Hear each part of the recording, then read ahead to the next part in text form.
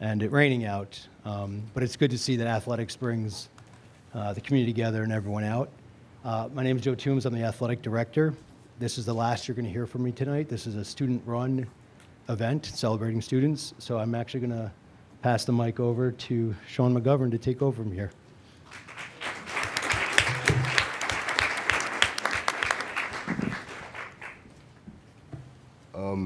Madam President, Madam Vice President, trustees of the board, Dr. Champ, members of the cabinet, my name is Sean McGovern, and I'll be presenting 2025's Fall Athletic Awards. Dr. Champ, with your permission, I would like to proceed. Good evening, ladies and gentlemen. We're here tonight to celebrate our fall athletes, not just for their success in competition, but for the dedication and teamwork they've shown all season long. Whether it was long practices, tough games, or balancing schoolwork with sports, you've all represented the Pelham Pelicans in ways that reflects commitment, sportsmanship, and the best of our school community. For tonight's awards, when you hear your name, please come up to receive your award. And then stay till your whole team has been called up for a team photo. The crowd may clap twice per name and a full round of applause once the whole team has been called up. All right. We're going to start off with girls tennis. For all section, Kate McGovern.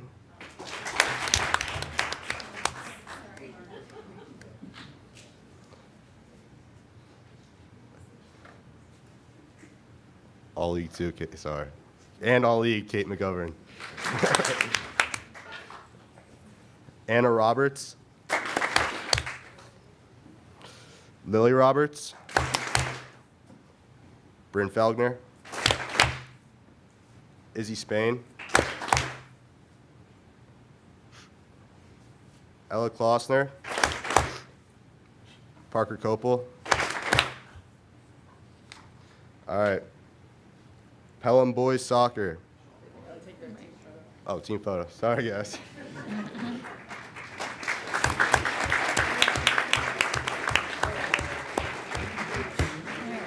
Already messing up, bro.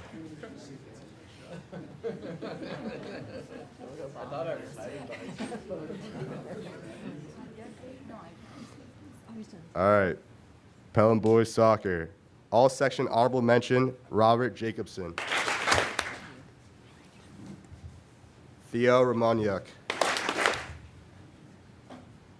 All league, Robert Jacobson and Theo Romaniuk. And Rookie of the Year, Keller Purcell.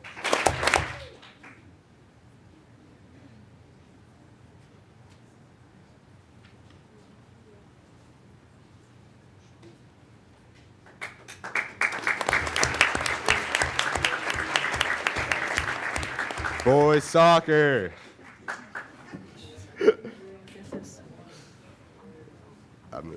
We're going to chalk that. All right.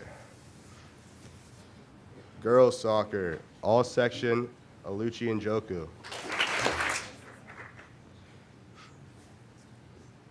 Katie Cronin.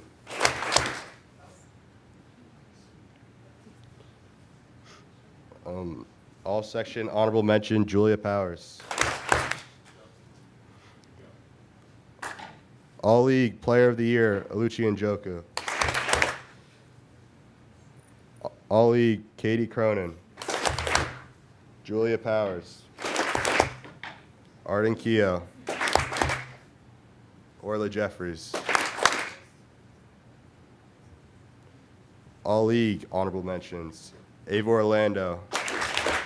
Olivia Parker. Lorelai Jacklich. Cortland Adahow.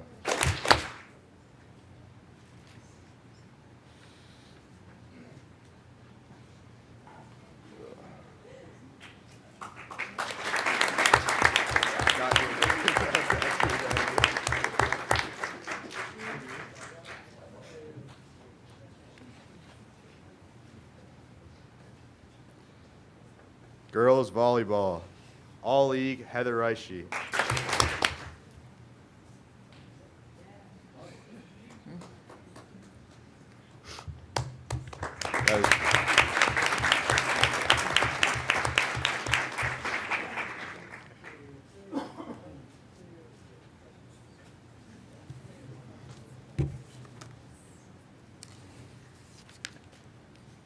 Field hockey, all section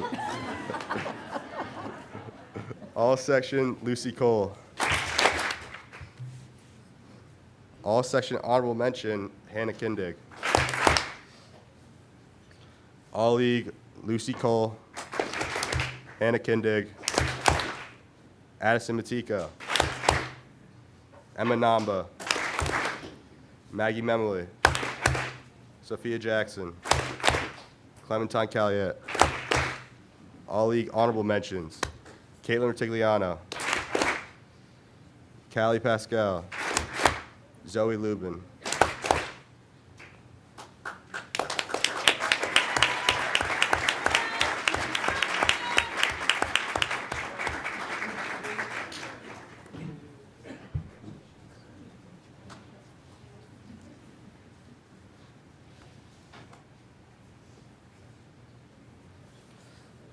Cheerleading, All-Americans, Anazoli Allers,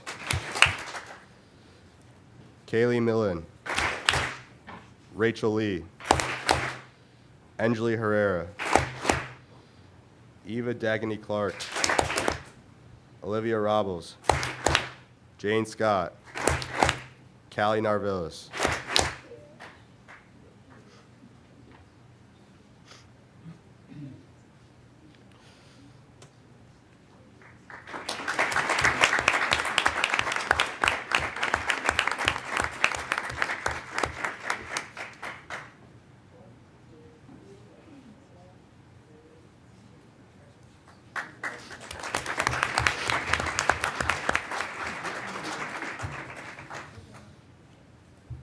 Football, all section, Frankie Reese, Dustin Retta.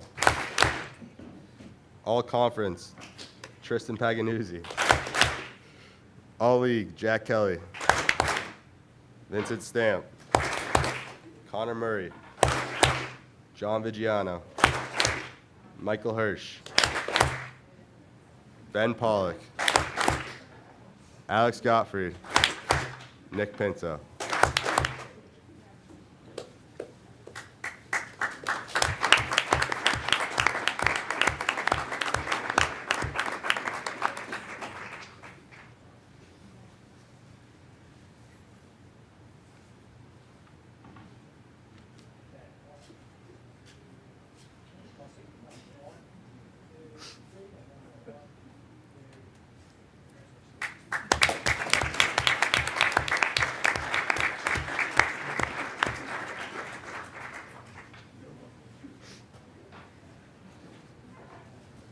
Boys and girls cross country, all section, Riley Campbell. All county, Riley Campbell, Riley Schindler. All league, Elliot Levine, Kyle Matiko, Emmett Cho, Riley Campbell, Eleanor Condon, Sadie Ashlock, Charlotte Hong, Mia Sakron, Sophie King. All league honorable mentions Finnegan Mullen, Zoe Sharing.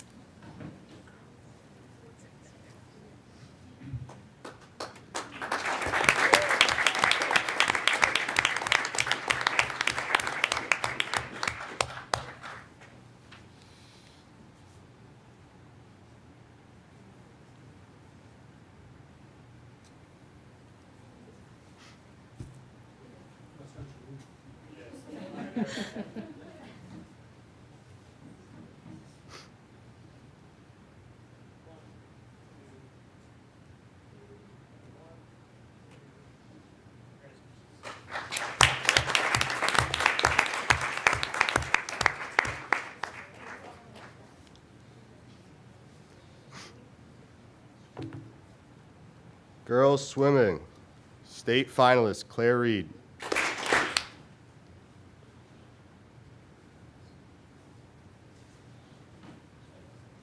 All section Claire Reed. Ali Claire Reed, Emily Doherty, Gabriella Pinto, Grace Megaldi Eddy. Section 1 champions, Claire Reed, 100 breaststroke. League champions, Claire Reed, 100 breaststroke and 200 individual medley. Gabriella Pinto, 200 freestyle and 500 freestyle. Emily Doherty, Claire Reed, Gabriella Pinto, Grace Megaldi Eddy, 200 medley relay and 400 freestyle relay. Emily Doherty, diving.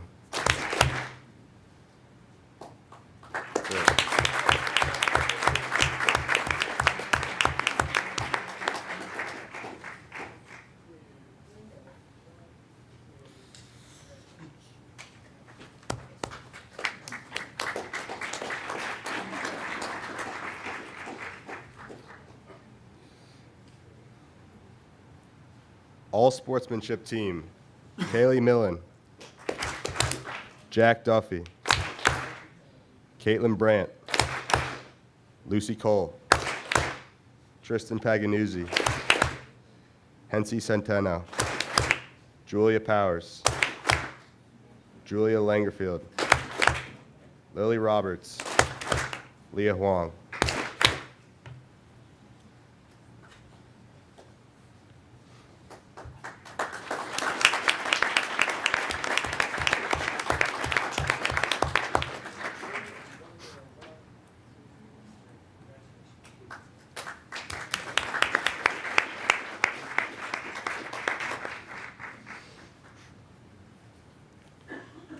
Scholar Athlete Team Award. Girls Volleyball. Girls Tennis. Girls Swimming and Diving. Girls Soccer. Girls Cross Country. Boys Cross Country. Field Hockey. And Boys Soccer. All the captains.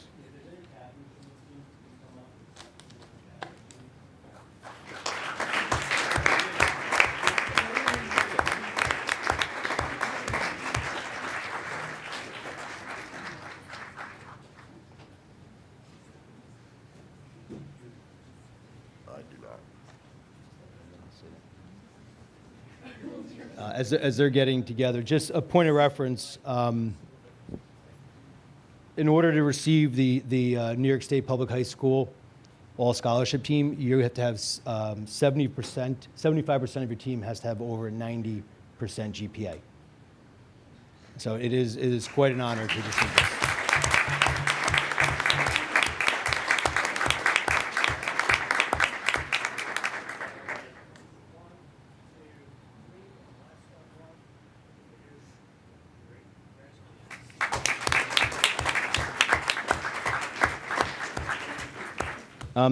Before we conclude tonight, I just want to thank any of the coaches in the room. If you could please stand up, wave your hands.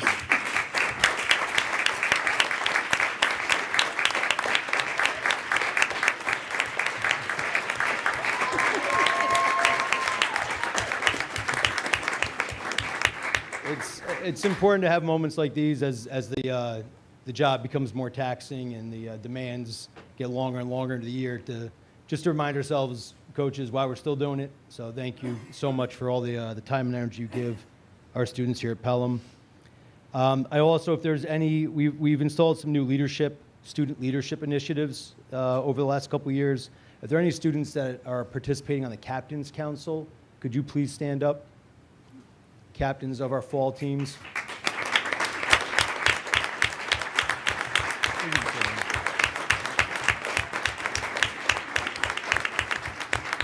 We've been tasking captains with more and more duties each season to help smooth operations of their particular season. And we also have a group who's kind of working under a working title right now. We're calling them the Spirit Group. Any members of the Spirit Group that help us coordinate the culture side of athletics, please give a wave or stand up. Thank you so much.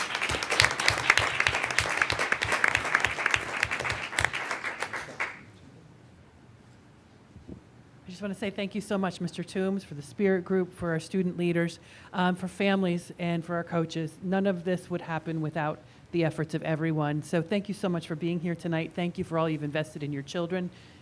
Thank you, students, for your dedication. To be good at one thing is amazing. To be good at multiple things is even harder. And so nights like tonight really get me excited because not only are we celebrating your athletic achievements, we're also celebrating your sportsmanship achievements, and we're celebrating your academics. And that, to me, is the well-rounded Pelham student, and you are the best of the best. Thank you so much. Congratulations on your successful fall season, and I hope the rest of the year proves just as successful for all of you. Thank you for being here tonight. Take care.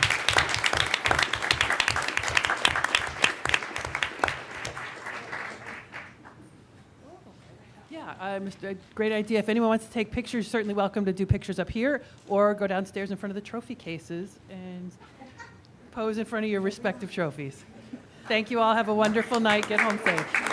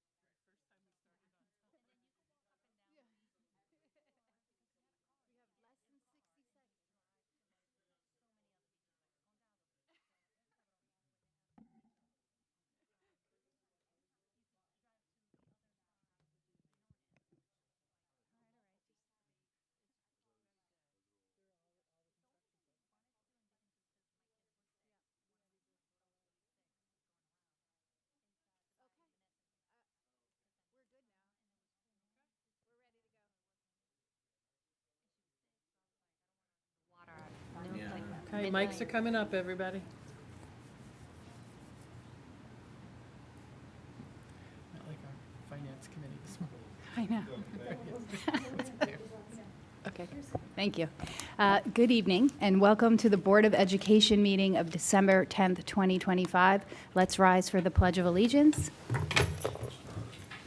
I pledge allegiance to the flag of the United States of America and to the republic for which it stands, one nation, under God, indivisible, with liberty and justice for all. Natalie, would you please reiterate our executive session motions? Yes, we met in executive session to discuss the record of a particular student and collective negotiations pursuant to Article 14 of the Civil Service Law. Thank you. Please note that our student board members are not with us this evening, as both have other commitments to attend to. They're both busy students, I'm sure. We look forward to seeing them at our next meeting. And congratulations again to the fall varsity athletes whom we just celebrated. I hope that everyone had a wonderful Thanksgiving and it's continuing to enjoy the holiday season. I had the pleasure of seeing the imaginary invalid 3 times before Thanksgiving. So congratulations to Sock and Buskin on another wonderful and very funny fall play. I also had the honor of attending the National Honor Society induction on Monday evening. Congratulations to all of the students whose scholarship, leadership, character, and service earned them membership in such a prestigious organization, and I hope everyone has a chance to attend the holiday concerts taking place this week and next, I think. I wish everyone a warm and safe holiday season with family and friends.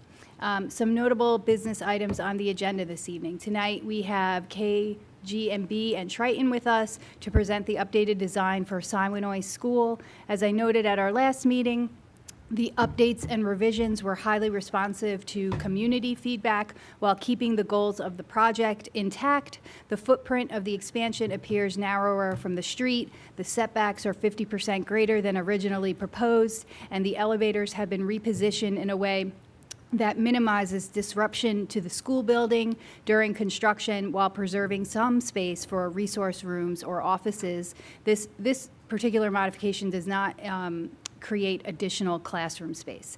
We had a bond steering committee this morning, and the designs for Colonial and Prospect Hill projects are complete, with estimating and necessary site testing now underway. The Site Plan Advisory Committee, established by Dr. Champ for the Siwanoy project, also reviewed the plans and provided helpful feedback, including how to maximize outdoor space during construction. For example, ensuring that at least one playground remains in use and avoiding the need to relocate it across the street, which Mrs. Gilbert Kramer said would be operationally challenging. The architects are also exploring a modular construction option for the expansion. If the site is suitable and the cost comparisons hold, this could provide the same high-quality building with less on-site construction time. I'm glad the architects and Triton are here to share these updates with the full board and the community. We also have a tax certiorari settlement on the agenda this evening. It is the largest the school district has seen in quite some time, but after reviewing the settlement recommendation in our finance committee yesterday and in an executive session, we believe the amount is the most financially responsible outcome possible for the district. Keenan Bean represents both the town of Pelham and the school district, and we appreciate their expertise in these matters. You will also see that the grant money secured by former State Senator Alessandra Biaggi to enhance our security camera system is finally here. Thank you, Ms. Biaggi, in 3 years, I think 3 years later. Yeah, 2 to 3 years later. 2 to 3 years later. State. Yeah. Yes. Yep. And then finally, our policy work continues. So thank you to the policy committee, led by Trustee Burke, for continuing to push the substantial amount of policy work the district has to move forward.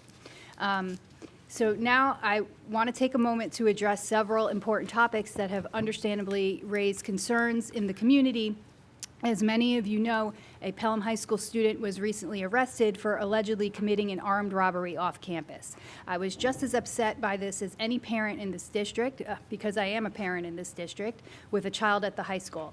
I thank God no one was killed. I empathize deeply with and share in the community's concern around a student allegedly committing a violent crime off campus outside of school hours. I want to thank Dr. Champ, the administrative team, Tom Drake, and the district security team, and the Pelham Police Department for responding quickly and thoroughly. Because of the district's well-defined, layered threat assessment protocol, which is always in effect, it was determined rapidly that at no time were Pelham students or staff at risk. This was communicated to staff, students, and the public systematically. The district then took every legal step available with respect to this matter to ensure the safety of the school community. It is important to point out that Dr. Champ led this process, kept the board informed, and answered every question I had, and sought my input as board president on key decisions being made. Because this is a student matter, I must emphasize that we are very limited in what we can say publicly. We cannot speak about individual student discipline or legal matters. What we can do is reaffirm the district's commitment and expertise in school safety, explain broadly how threats are assessed, clarify how our code of conduct applies to off-campus misconduct, and outline what actions the districts may legally take when an off-campus crime is allegedly perpetrated by a Pelham student. Dr. Champ will speak more to this. It is essential to remember that every student, including this student, is entitled by the Constitution of the United States of America, which the Board of Education and Dr. Champ, we take an oath annually to uphold the Constitution. This student is afforded due process under the law and is also afforded a right to an education at Pelham Public Schools while that process unfolds. In the days following the incident, a considerable amount of speculation appeared online, including claims that this student and others is not a Pelham resident and attends Pelham Public Schools unlawfully, and that Dr. Champ willfully allows non-resident students to attend our schools. This is simply not true. This student is a Pelham resident. We do not typically comment publicly on an individual's residency, but the level of incorrect information circulating made it important to provide that clarity. Because residency continues to come up frequently, I want to speak more broadly about what residency enforcement actually looks like in Pelham Public Schools. First, the district takes residency concerns extremely seriously, and there is no evidence of rampant or ignored residency fraud in Pelham Public Schools. There is no effort by the board, the superintendent, or the administration to look the other way or to proactively admit non-resident students. Claims that this is done to increase state aid are completely false and a bit outrageous. In reality, residency enforcement has increased significantly over the past several years. The district has engaged its third-party investigator 70 times, more than 50 of which were full investigations, requiring extensive surveillance, document verification, and formal determinations. A single full investigation typically requires at least 5 days of surveillance. Altogether, the district has invested well over 260 surveillance days in just the last 3 years. The board has approved increased funding for investigations and for accelerating the shift to digital registration. This is not the behavior of a school district ignoring residency concerns. The number of investigations has grown year over year, and roughly half of the cases investigated result in a non-residency determination. That does not mean half of our students are non-residents. It means the district is selecting the right cases to investigate. Even with increased enforcement, the number of identified non-resident students remains less than 0.5% of total enrollment. And because some investigations involve siblings, the number of families is even smaller. The data clearly shows the opposite of widespread fraud. Nearly all Pelham students are lawfully attending our schools, and the district's approach is effective. It is also important to remember that some students may not currently live at a Pelham address. but are still legally entitled to attend Pelham Public Schools. And Dr. Champ, maybe you could speak more to what some of those situations are. It is also important to know that families who have students removed from the school district have the right to appeal to the Commissioner of Education. During that time, the student is typically required to remain in our schools. And ultimately, the family's living situation may change during that time so that they are indeed legally allowed to attend our schools.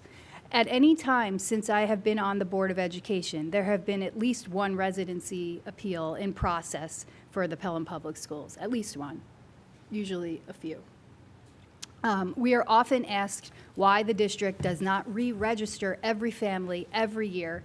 The reason is that New York State, both the Attorney General's office and the New York State Department of Education, generally prohibit districts from forcing families to continually prove residency unless their address has changed. In addition, mass re-registration would not address the complex cases that require investigation and would create significant administrative burden for the district, for families, as well as a financial burden for the district. The investigative approach that is currently in place is more effective and aligned with state guidance.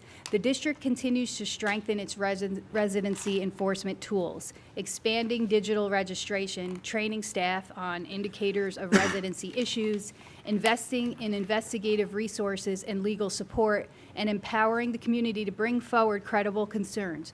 But because of student privacy laws, we cannot share outcomes of any investigations. That is not secrecy, it's compliance with the law and protection of the rights of families and students. As board members, we take our responsibility to this community seriously, and we are always willing to listen to questions and concerns. But the community, and we're all part of this, part of the community, also has a responsibility to use the appropriate channels and avoid fueling speculation online, especially when students are involved. Recently, the district received communications that bordered on threats towards students and staff. That is the kind of escalation that incorrect information and speculation can create, and the district and the board have no choice but to take communications like that very seriously. Online discussions can be helpful, but they can also amplify fear and distort what's real, distort reality. I want to thank the administrators of our Pelham community Facebook pages for helping to maintain constructive and factual conversations. And also, please know, when I come online as the Board of Education president and I say that a student is a resident of Pelham, you can absolutely be sure that I have reviewed the information carefully and asked the necessary questions so that I am certain that it is true. I take this responsibility seriously, and so does the rest of the Board of Education. As we move forward, I ask all of us to continue approaching these conversations with care and respect. We may not always agree, but we are united in wanting what is best for students, schools, and the community, and wanting our schools to be safe places of learning. Thank you for your partnership and willingness to engage in good faith. We will continue to work transparently, responsibly, and compassionately on behalf of every child in Pelham Public Schools. Thank you. Sorry that was so long. Thank you. Thank you, Jackie. Thank you, Jackie. Sure. And Dr. Champ, would you? Yes. Yeah, I'm happy to pick up there. Thank you, everyone, as well, and I also want to wish everyone happy holidays.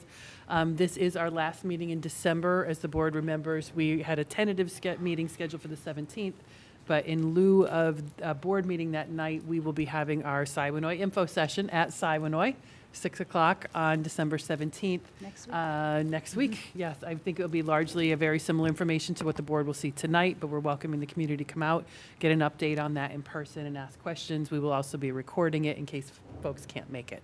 There's a lot of concerts going on. So we look forward to that. Wanted to just say, I know I've been getting a couple emails about it, so I will let the board know. I'm working with Mrs. Miller in my office, and we are currently in the process of drafting the calendar for next year. So I hope to bring you a first draft of that in January. There's going to be some options. It's going to be an interesting calendar. I think it'll be a good calendar year overall. So districts are doing a lot of different things. We'll talk more about it next time, but I'll have a first draft of that for you Yeah, next I've week. seen questions online. Lots of questions, about yes. whether it's starting before or Yeah, after. from what I've seen so far, half and Day. half, because it's a late Labor Day, we could start students before or after. It's about half and half around the Yeah. region as to what people are doing. Right now, my thinking is to start teachers, the 2 superintendents' days before Labor Day, with students the Tuesday after, is where I'm leaning. Because that also predominantly it parallels the BOCES calendar. Yes. So that we have coordination there with our busing services, BOCES programs, and also, given the construction conversation we're going to be having, we're going to be doing some construction this summer. We're going to need the longest summer possible for the next couple of years. So those are kind of some of the bigger factors that are already playing into my thinking. So more to come on that. I as well want to just thank Mr. Toombs and the students, athletes, and their families who were here tonight for an incredible fall season. We have an incredible coaches as well, and so many of them turned out tonight to support their students. So I'm just so proud of them and appreciative for all the efforts that go into making that a successful program. I as well got to speak at the National Honor Society, and it was just a wonderful time. As I looked out in the audience, I commented that night, so many of the families that I saw in the audience, I first met when their children were in 2nd grade, and now they're juniors in high school. So it was a really very sweet night to be able to celebrate their accomplishments and all that they have done. And again, Jackie mentioned this as well, lots of concerts going on this week and next, thanks to the cabinet who are helping to represent district office at so many of those concerts on our behalf. And kudos to the teachers and the students who've worked so hard to deliver just incredible performances. And that's once again a great chance to see where they start in those early days and how far they come through their time in Pelham. One more item before I go on to address some of the same issues that Jackie raised. Thank you to everybody who participated in the SCOPE survey. We were really pleased, thanks to Alex for leading that and pushing so hard to get, really make the milestone confidence intervals that we were aiming for. So in just about every category we surpassed. We were looking for certain numbers, that way we get some validity to the results of those surveys. So for parents, we had 441 participate over the 352 confidence interval number. Staff, 224. That was just 12 over, but we hit the target. Community, we missed the mark by about 9. That's it. So if you didn't take it, shame on you.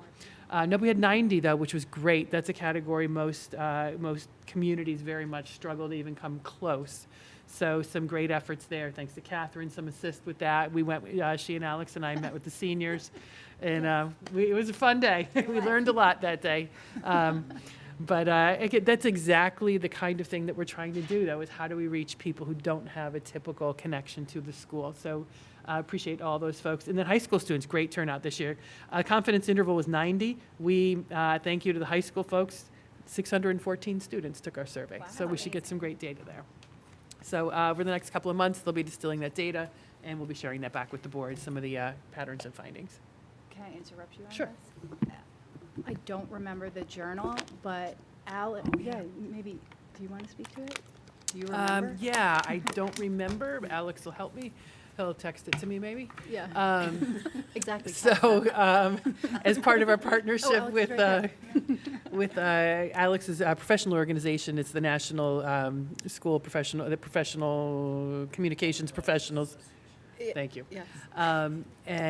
So we contracted with them for the audit several years ago. He maintains an ongoing membership. He's now an officer in the local state level chapter of that. They had reached back to him just for to do a case study on the district's work on the communications audit. And as part of that, they developed a case study, but then also turned it into an article on the incredible work that he has done to continue to evolve and grow the communications efforts of our district. So kudos to Alex on that. I think it was a great publication that reflected just the professional work that he's continued to do, and certainly it was a great reflection on the work that Pelham as a whole has done. So nice job on that. So then just two more items, as Jackie alluded to, and I do apologize for the similarities, but the reality is, as Jackie mentioned, this has been a partnership through this, working through the challenges that as a district that we inevitably face from year to year. So the arrest of the Pelham Memorial High School student last week was absolutely disheartening and extremely concerning to all of us. The alleged conduct obviously is completely contrary to the standards that we uphold for our students. While we are unable to discuss the specifics of any potential disciplinary action due to student privacy restrictions under FERPA, the matter is being carefully reviewed in accordance with the district's code of conduct, and we are doing everything within our power to ensure that our campus remains safe and we have a supportive environment for our students and staff. We have a layered approach to safety and threat assessment designed to reduce potential risks and respond effectively when concerns arise. So I wanted to share just a little bit about that. Excuse me. As at the heart of this layered process are trusting relationships between our staff and students. That's foundational, that fosters open communication and early awareness. This foundation is strengthened then by the expertise of our security team in collaboration with Alteris, through our on-site safety consultant, as well as a daily presence of local law enforcement who regularly walk our halls and maintain close partnerships with our district administration. As you heard earlier this evening, we're approving a grant from Senator Biaggi that will also enable us to significantly increase the surveillance camera coverage of our schools, which will be an added layer of proactive mitigation. When working through any risk assessment, we work closely with law enforcement at both the local and county levels, which can include several investigative measures. It can include activating even the state's red flag law, for which a person may have, which is something that school districts, police, various people throughout the community are able to activate when a person may have access to weapons and may be a danger to themselves or to others. These are many of the layers of things that we do have at our fingertips and use collaboratively as needed. Let me be clear, there is no evidence to suggest that there was a weapon or safety concern on our campus. If such a situation were ever to occur, we have immediate safety protocols, including lockdown procedures that are regularly practiced to ensure everyone's safety. We recognize this whole situation is very troubling to everyone, myself included. And I know that the privacy issues that surround situations like these leave a void that just doesn't feel good to any of us. I absolutely understand that. Parents send their children to us every day and trust that we're taking the best care of them possible. I recognize and respect that trust and commit, as always, that we do every day. We will continue to do everything within our authority to keep our students safe. As Jackie mentioned earlier, while this student is a resident of Pelham, there has been a significant speculation and discussion around residency issues in the district as a whole. I know that residency is important to the community, and the community should know that residency is important to me. These aren't just words, and I'm going to spend a little time outlining the things that we're doing in this area as well.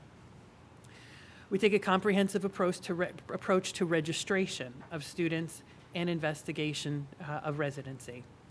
To enroll in the Pelham Public Schools, families must first submit extensive documentation that is carefully reviewed by our district registrar. When further scrutiny is warranted, there is also administrative and legal review of those documents. Students cannot be enrolled without sufficient proof of residency.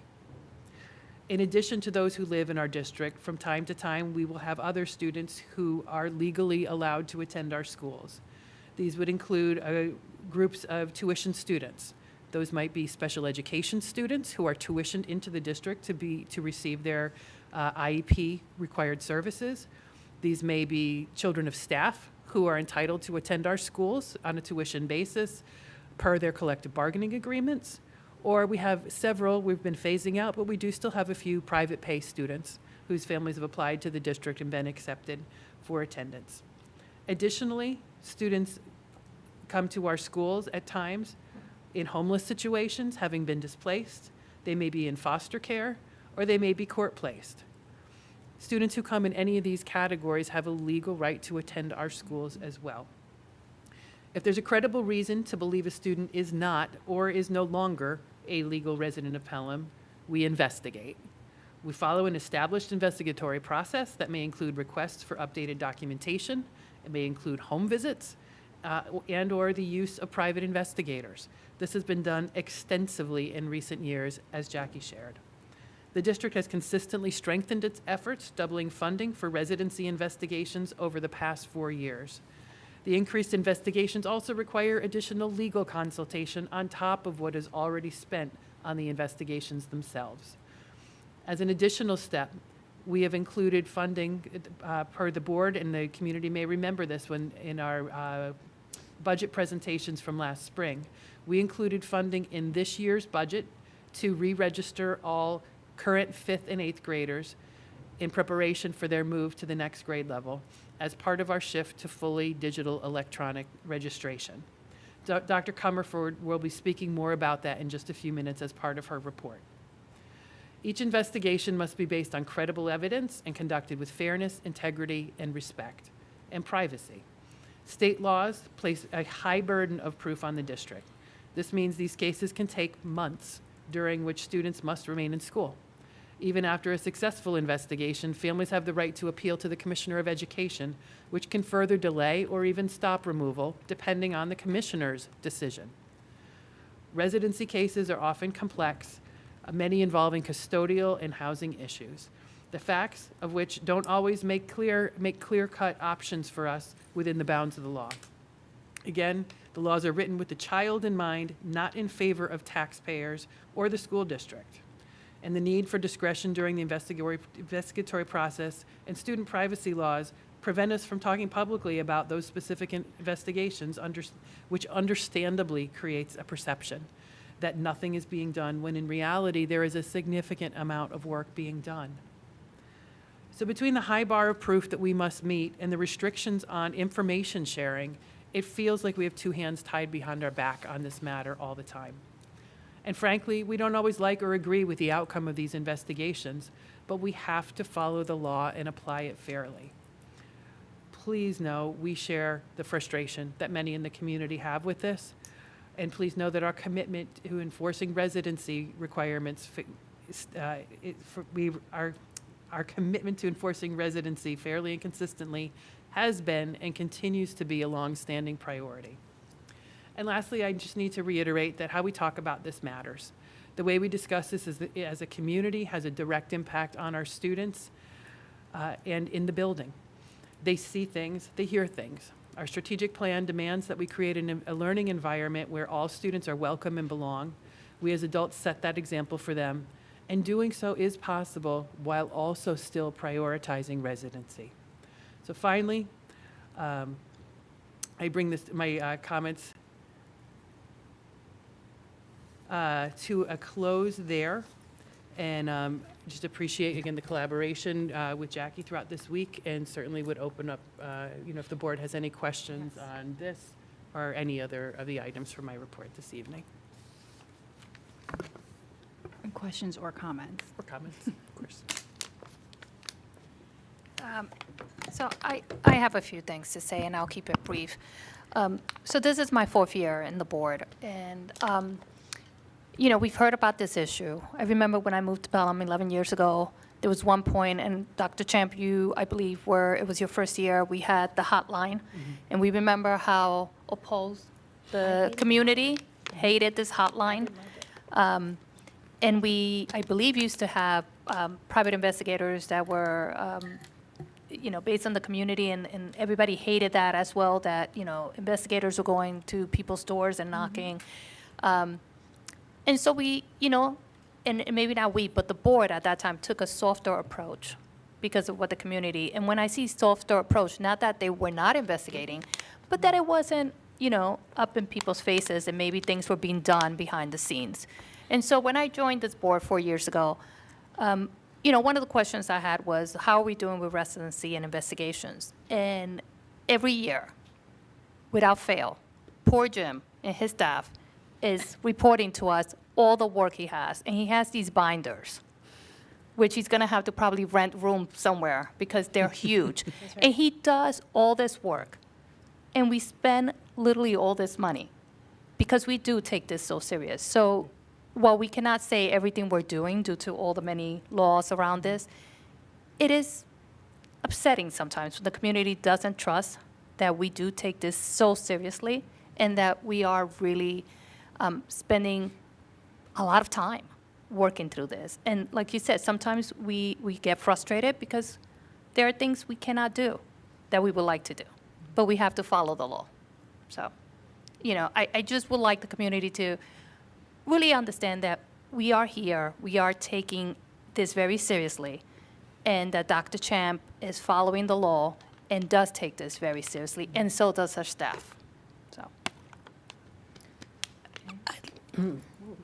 I want to add one thing to what Natalie said, and that is because of all of the laws in place and all of the rules in place around residency and privacy, I understand that it can feel frustrating to people, and sometimes your only outlet is Facebook, or you feel your only outlet is Facebook. And while not everyone is commenting, lots of people are reading the posts. I appreciate the fact that people feel there's a void, and it just is human tendency in general to fill that void in a negative manner. And I understand that that's frustrating to not know more details about whatever case may be at hand. But please know that this board and this administration, this school, takes all of these issues very seriously. When people speculate online, it creates more work for the district, and you're also spreading information that you don't know necessarily to be true. So I just ask that people really consider, take a pause before you post something so that you understand that once you've posted it, it's out there, and people will either believe it or start with a question in mind as to whether or not they can trust the district. And sitting on this side of the table as a board member, I can tell you how seriously residency issues are taken. You may not believe me, and that's your choice. We understand that everyone is going to say, okay, great, I believe you. But I feel it's important to stress it as strongly as possible that a significant amount of work and effort and attention is paid to residency. I just want to add one thing. I don't want to be repetitive, so I echo what everybody said. And being here, I just want to echo that, like to see what, having been an outsider and to, like the thought and the work that goes into it. I also just want to acknowledge, by our location, this will be something we will deal with as a community. We moved here, this is the location we are at. It does not mean that the district isn't doing anything about it. It doesn't mean that the district isn't taking it seriously. So this is something we have, right? And we will always navigate it, and we will always balance it. And so let's do it the best we can. Let's be respectful community members and keep on, taking it seriously. So I just wanted to add that as well.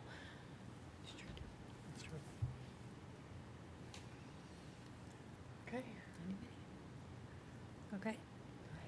Okay. Thank you. Now we have, now we can move to KGD and Triton. Yes. Welcome. Yeah, so we'll welcome to Walter and the design team from KG&D. We also have Triton here as well. Yes. Kevin Sawyer is here from Triton. I think we'll be doing some tag teaming tonight. And just been really off to a really great start with the bond process. I just want to thank you all publicly for your continued collaboration. We've obviously, Pelham, we want to make sure that our community is well informed, lots of input, lots of feedback loops. And KG&D has been doing a wonderful job of coming, listening, meeting with us. We've had multiple meetings. It feels like this week and more to come. I think we've got another meeting tomorrow. Lots of meetings. Lots of meetings. It's Lots, all good. yes. Yes, tomorrow we have a meeting. Tomorrow, we're meeting with Pelham Manor to talk about coordination of projects. We have bond steering this morning. We've got our meeting here tonight. We've got our info session next Wednesday. And I probably forgot another one or two in there. But just appreciate all the time that you put in and effort to get this project right. So Well, thank you. I was going to say, it's been a while since we've seen the board, and it's great to see everybody, but it's not for lack of being in Pelham. We have had lots and lots of meetings and connected with lots of community members. I just want to introduce Sarah Davis. Sarah's the project architect, associate at KG&D. Mike Vigliotti, who Jim has affectionately labeled the razzle dazzle guy. Mike has done a lot of the background work and created the images. You'll see, and you mentioned Kevin from Triton Construction. We'll have Kevin come up a little bit later and talk maybe about schedule and site logistics a little bit towards the end of the presentation. So, wanted to talk a little bit about collaboration and engagement. We'll get to that in a second. We're going to provide a design update, current status across the board of where we are, go through the schedule, and talk a little bit about next steps.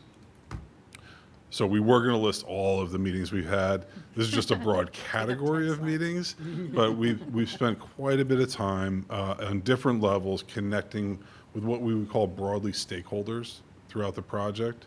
Of course, we have our kind of governance with the bond steering committee and input through that group. We have regular owner, architect, construction manager meetings to talk about kind of administration of the process.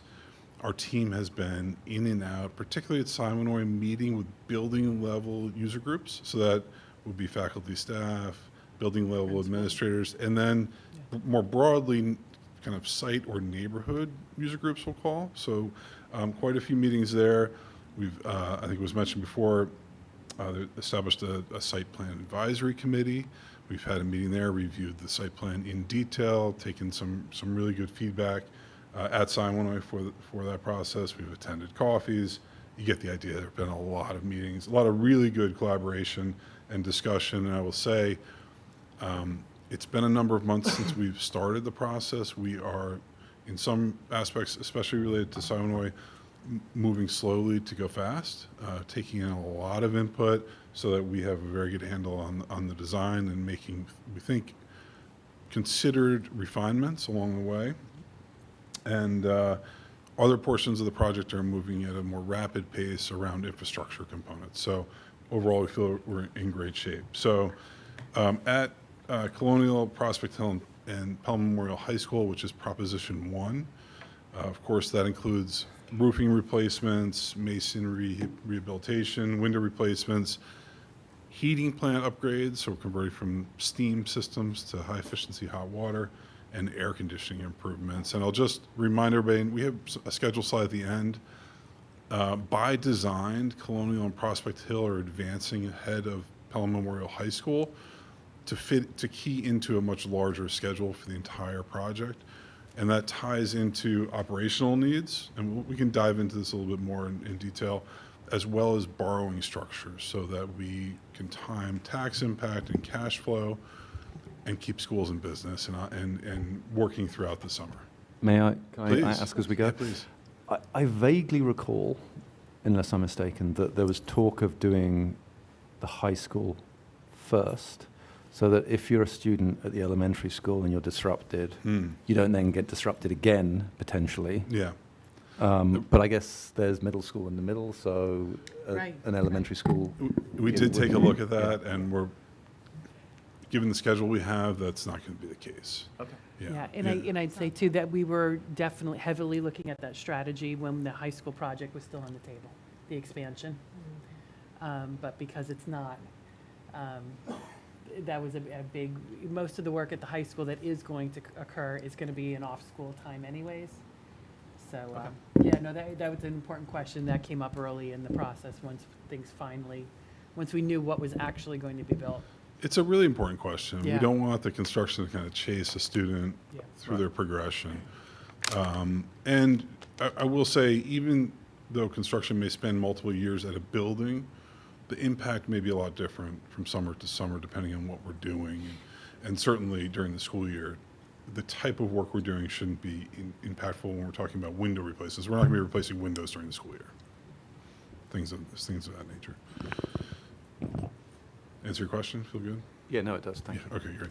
So I'm going to ask Sarah to talk a little bit more specifically about the work that's happening at Colonial and Prospect Hill and the work we've done to date.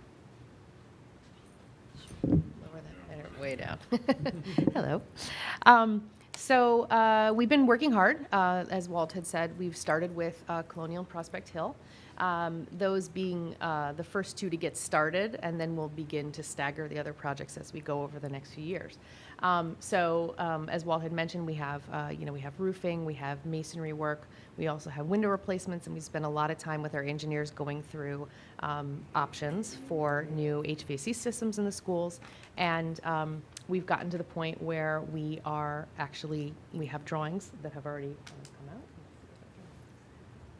Okay, so first of all, what we did is when we first started out, we had the schools scanned. So far we've done the 3 elementary schools, and so you can see we have a few little images here to show you. So this is the kind of raw data that we got out of the scan. So someone actually came in with a backpack, they went around the school, scanned it, turned it into a drawing. So we have these really great existing conditions drawings, so you can see of Colonial and Prospect, and as well for Siwanoy. So this has been a really great exercise, allowing us to get into a lot of the detail that we wouldn't necessarily be able to do without that scan. And because there's so many great historic features, we want to make sure that we maintain. So especially when it comes to window replacements, making sure that we're really replacing with something that is period appropriate, and making sure that we have the best base for our design. And so what we did also at the beginning was we went through, and this was a discussion we've had on and off with a bunch of the meetings and committees we've had, is we looked at roofing. So this is an example here. At Prospect, we looked at what are our options for replacing roofs as well. So you can see here is the kind of existing conditions, a bit of a drone photo. We did a little bit of design work to show you what different types of roofs might look like. So you could see here if we just decided to roof it in shingle. We also did an option that would have a standing seam metal roof on it. Not necessarily the most historic option, but I know there was discussion at one point of moving forward if there was an option for solar. How would you do that? Solar usually goes on roofs that are metal. And in the end, after a long discussion, we ended up going with the natural slate, which is what we do have now in the school and what has also been used on the previous edition. And just to note, we did have a discussion, quite a lengthy discussion about the idea of solar, wanting to be able to prepare ahead in case that was an option. And when we did look at, you can see in this image here of Prospect, you can see that north is facing up there. And on north-facing sides of the buildings where you see a bit of that darker area, you don't get the sun you need to make the best out of solar. So the reason we ended up stepping back and going with the slate is because we knew that solar wasn't the best financial choice for this, because even if we did invest in it, it probably wouldn't produce the amount of gain that we needed from that. Sarah, just for clarification on that too, the bright yellow Yes. sections, those are not the areas of the roof that are being replaced, correct? It is the north facing and. Right. So yeah. So there's Newer. the lower part is the newer piece of the building, right? Right. And you can see there's some flat roof on part of that, and like that area has already been taken care of. We're Right. working on the northern parts of the school right now, so if we're replacing that with something we think would be useful for solar, you can see from the sun studies that it isn't necessarily because of the direction. And where is the HVAC going on the? Yeah, okay. I don't know if we have an example of that in here and like in further slides perhaps, but yeah, okay. So we have obviously, for the two schools have very different situations. So for example, in Prospect, we have the, Maybe just on this school. Yeah.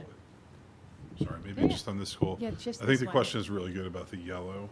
Yeah. So the image that we were just seeing of the roof, the roof in the foreground is the kind of page north, the darkest piece of roof. And there is some bright yellow roof below that, but that's where we're going to have some rooftop equipment mounted. So that's where our air conditioning is going to go. So there's really not a lot of space available. And just to be clear, photovoltaics are not part of this project, not part of the That's right. authorization. Yeah. Right. It was really about making future-ready decisions. So between the air conditioning and the orientation of the roof, it doesn't make a lot of sense to consider a metal roof over a slate roof. And slate also has a lot of historic value when we're talking about this building. So, sorry. Yeah, thank you. Thank you for talking about it again. It's a question we get A lot. a lot, so. yeah. No, and for your reference, the areas you see kind of on the inside of the U there, those are lower sloped roofs, and they are much more accessible for being able to put any rooftop units there. They're also hidden from view when you're out on the outside of the school. So that's, once you start putting all that equipment up there, there's no more room to do anything else on the roof. So that's where we ended with those. And just to give you a quick overview of what we've done with our engineers working on the ventilation systems, the idea, as Walt had mentioned, is we're going to much more high efficiency systems, going from steam to a hydronic system. We're using either the attic or the roof for the units. So like we said on Prospect, you'll have those on the roof where they won't be seen. And then in Colonial, we're actually using the space in the attic. So we'll be able to work from there, not having to touch the roof on that building much at all.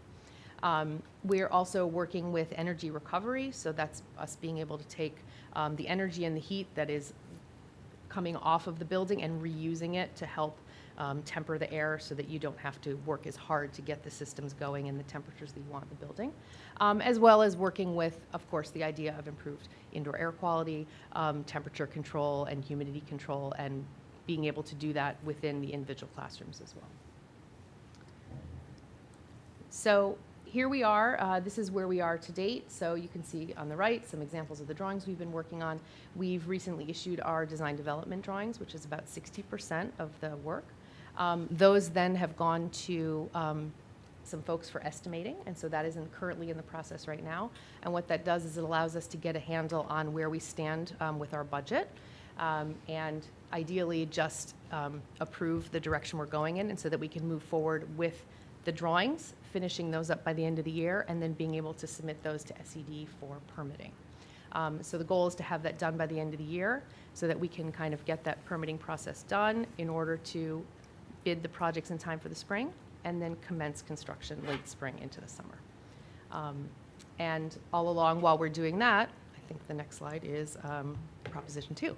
So the idea is that we're working on these projects. They're starting to move along into construction, but we haven't left behind some of the others, and we're working on Siwanoy at the same time. Great. Just a quick question. Can you just highlight in elevator speech version, difference in systems, the HVAC systems between Colonial and Prospect Hill? Oh, goodness. Okay. So I don't know if there's probably no image in here to see it. So in both schools, we're using the same systems for heat, which are fin tube radiators along the windows. We have them now. They're hidden behind bookshelves, right? That is going to continue to be in place. We're just swapping out the system from steam to water. So there'll be new piping, there'll be new radiators basically behind those. And then in the other two, in the two schools, the rest of the system that we're using for bringing in outdoor air and also for the air conditioning is slightly different. We have one school, and I'm trying to keep them keep them together. One is using existing shafts for the ductwork to bring the fresh air into the building and do the cooling. And then we also have another system in the other school to separate the outdoor air coming in and the air conditioning itself, and trying to put everything into the classroom so that we're not interrupting the actual classroom itself. So we're replacing things along the window, we're using existing closets or shafts for the ductwork, and then allowing for that individual control within the classrooms as well, if that makes sense. Thank you. Yeah, and a lot of that, if I remember correctly, came down to recognizing the limitations of the space and trying to work within that to the greatest degree possible. Yeah. So we were not, we're reducing and mitigating the loss of classroom space in what are already small classrooms. Exactly. So there's also a lot of character to many of these classrooms. They have a lot of built-ins within the walls, which have existing ductwork over the top of them. We didn't want to mess with that. We wanted to keep as much of the character of the classrooms as possible and try to hide everything in the spaces that no one is really going to see and that won't take up more space from the classroom itself. Great. Thanks, Sarah. Yeah. Okay. So on to Proposition 2. I'm going to pass it back to you.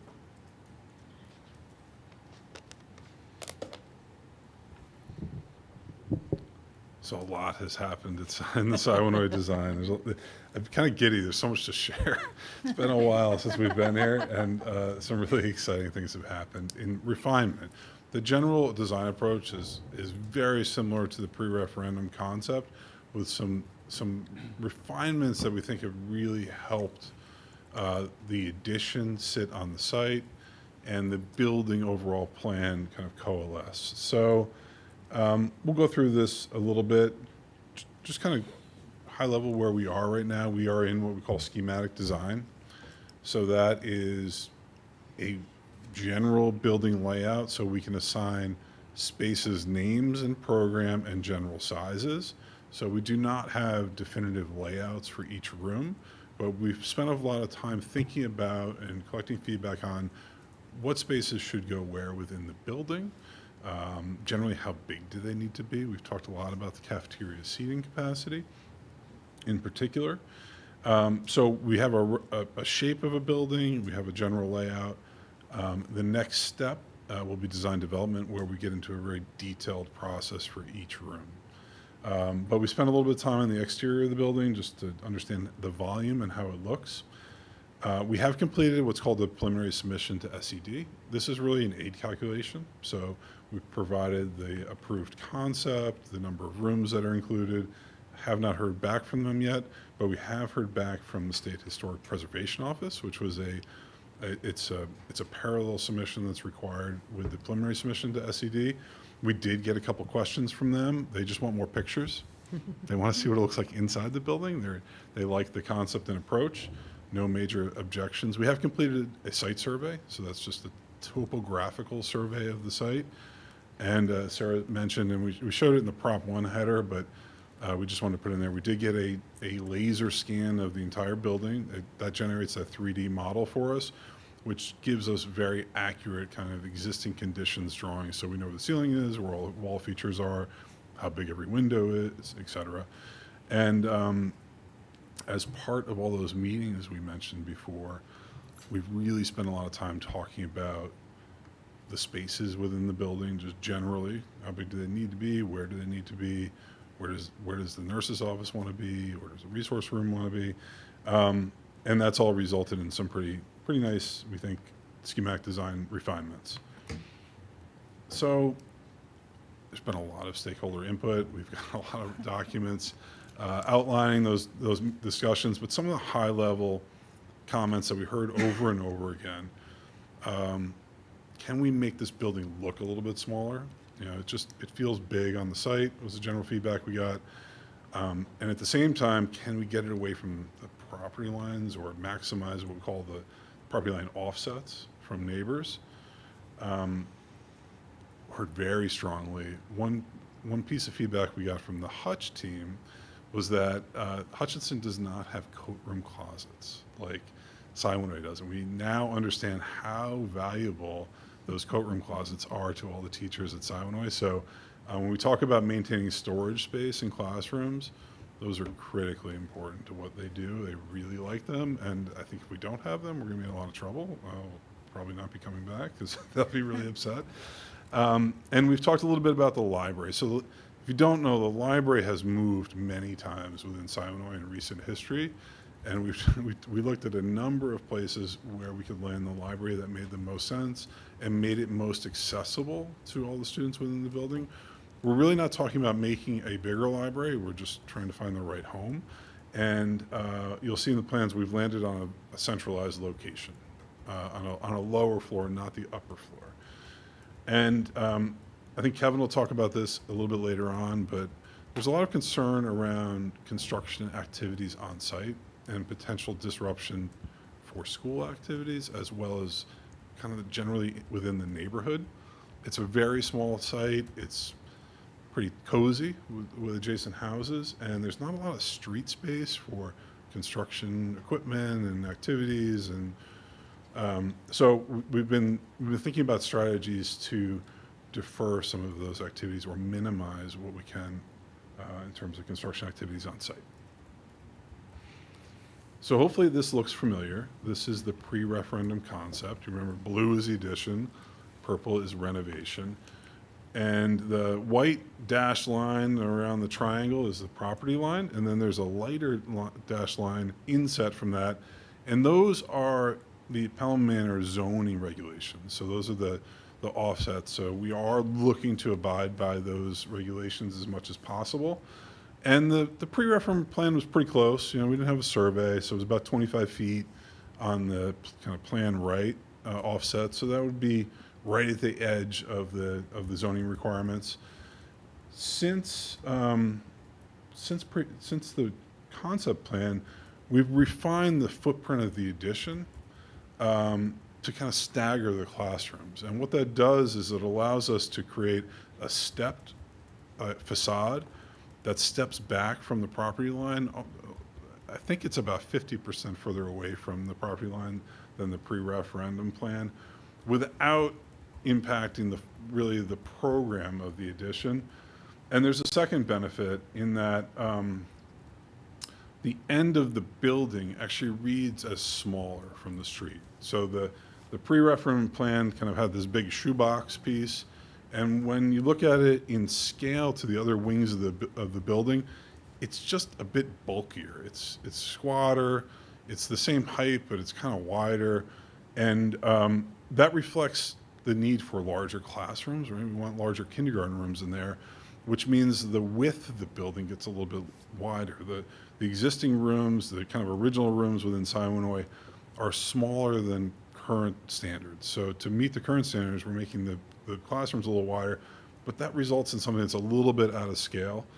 So this small move of stepping the building creates an end facade. So when I talk about an end facade, it's kind of the top edge of the addition, is more in scale with the wing that's currently the library, even the gym. So it feels a lot more comfortable within the building and achieves the same square footage, and at the same time creates a bigger offset. So we think that generally has been a good refinement. And the other one, you can see at the intersection of the central area of the original building and the two wings between the gym and the library, we've now moved the elevators outside the building. That doesn't necessarily make the elevators work any better within the building. It's a very tricky configuration with the split staircases. There isn't a really easy way to connect all the floors. That's why these elevators haven't been done before. But what it does do is makes them easier to build. So we can build them outside the building without kind of these very disruptive penetrations through multiple floors, and then connect them in a much more simplified way. So we're not creating this vertical disruption within the building. We think that's going to help on the constructability side, but doesn't really change the disruption within the building in terms of plan layout. Yes. And to that point, even by placing the elevators outside, you still need corridor access through the adjacent classrooms, which still reduces the 4 classrooms that we were talking about before, correct? Yeah, and that's what I meant by plan disruption. I probably could have been clearer on that. Because of the configuration of the stairs, and this is it's impossibly difficult to visualize unless you're out there, the only way to have an elevator open up on the lower landing and the upper landing is to have a bypass next to the stairs. So we still end up reducing or taking away some square footage from the classrooms nearest the stairs. But we've discovered those actually become the perfect size for some of our resource spaces and support spaces. I believe the classroom width there, Mike, you may know, is at 22 feet? 22 feet from corridor to window. And if we take 6 feet out of that 18, 16-foot depth actually becomes perfect size for a resource room, and it is way too small for a classroom. So. And I'm going to interrupt for 1 second. Yeah. The resource rooms are severely undersized right now. Currently, Yeah, yes. currently at Yes. Siwanoy. So this is a good thing. Yeah, a Yes, flash. we need them. Yeah. If you remember, as part of our capacity study in 2023 to 2024, one of the issues we identified is Siwanoy is a pretty big deficit currently in terms of support space, Yes. especially compared to some of the other buildings in the district. That was one of the primary The number issues. and the size, Yeah. right? Right. Yep. Yeah. So this is right-sizing those spaces. So when we look at it from above, we can see on the left side of the picture our addition. So just to orient you, this is the playground behind the building. The volume kind of on the right side of the screen is the original central component of Siwanoy Elementary School. We're looking at it from the back side. And our new addition is the piece on the left side of the view. And you can see it's got a stepped configuration on the left wall. But when we see it from street level, now the end of the building, what you primarily see is a volume much more congruent with the current proportions of Siwan Elementary. So that small shift in stepping that facade actually, we think, has created a dramatic improvement from the streetscape as well as kind of the neighborhood setback. And this is a Mike V rendering. So Mike has taken the scans and created our addition. You'll see our initial thoughts. I mean, let's just look here. On the approach to the architecture of the addition is really harkening back to the original construction. This is meant to mimic what we've got there. There are a couple of cues of something that's a little bit more modern, but we are picking up the window details with the kind of Gothic, neo-Gothic arches, and we'll want to include the brick relief. That building has a lot of depth within its masonry, so we're going to emulate that as well as we move forward.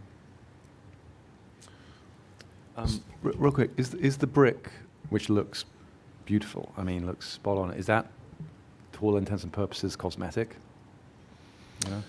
Yeah. So when we think about brick on this type of building, it's what we would call a cavity wall. So it is a veneer on the outside of the building. It's a full depth veneer. So when I say full depth, it's a brick that's 4 inches thick. And there's a layer of insulation and air cavity, but it's not a bearing material. So it's not doing structural work, but it is a full masonry product. Okay.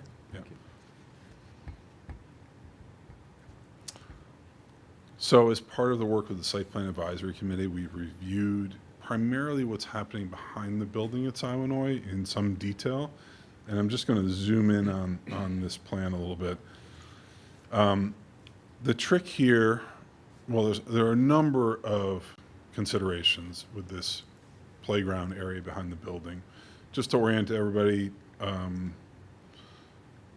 the bottom of the page is the rear of the building. So all the way up in the front, all the way at the top of the page would be the front of the building. And our addition is on the left side near the purple blob. So this is the proposed end condition, what we're going to have when we finish the project. And we've had a number of discussions around space utilization out here. This is a relatively small area with a lot of demands. So, and there are competing interests, to be honest, between what the neighborhood expects from the site, what the school expects from the site, simple things like security. How do we, is it appropriate for it to be open? Is it appropriate for it to be closed? Access through the site, and different types of space use in the playground space. So just high level, what we're looking at here, the purple blob is the proposed kindergarten playground, and that would be relocated to be adjacent to the addition. So there's direct access from the kindergarten rooms to the play space. The older kids' playground would be swapped to the current location of the kindergarten playground. And that's really to limit the travel distance for the kindergartners to get to their play space.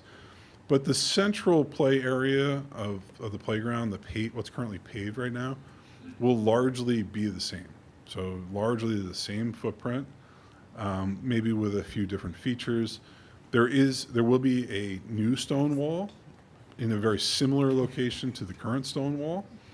And we did hear clearly that there needs to be a way to ride your bike around it.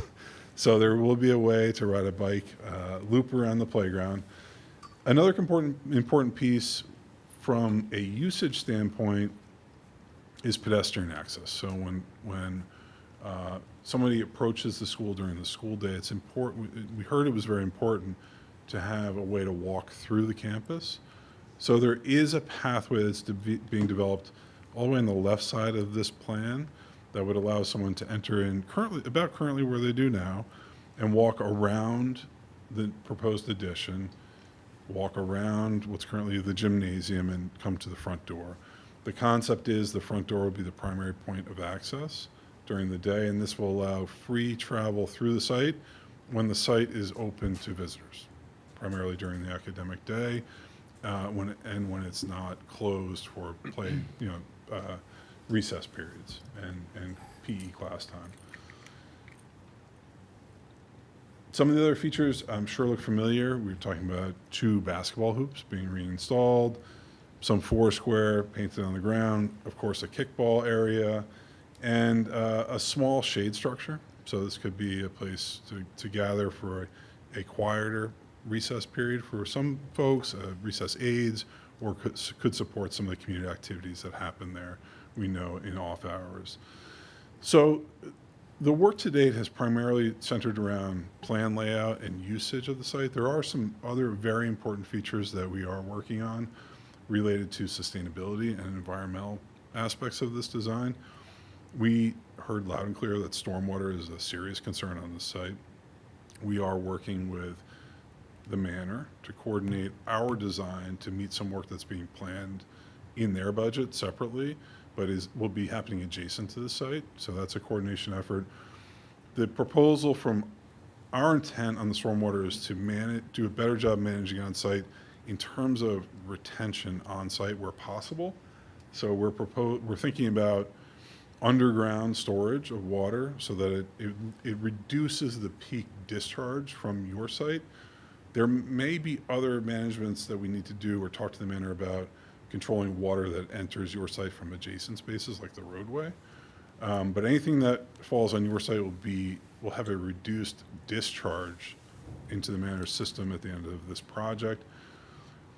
There are also some very special plantings on this site and some serious thought that's gone into the ecology that's happening here. We know that microforest, there's also some garden spaces by the outdoor classroom.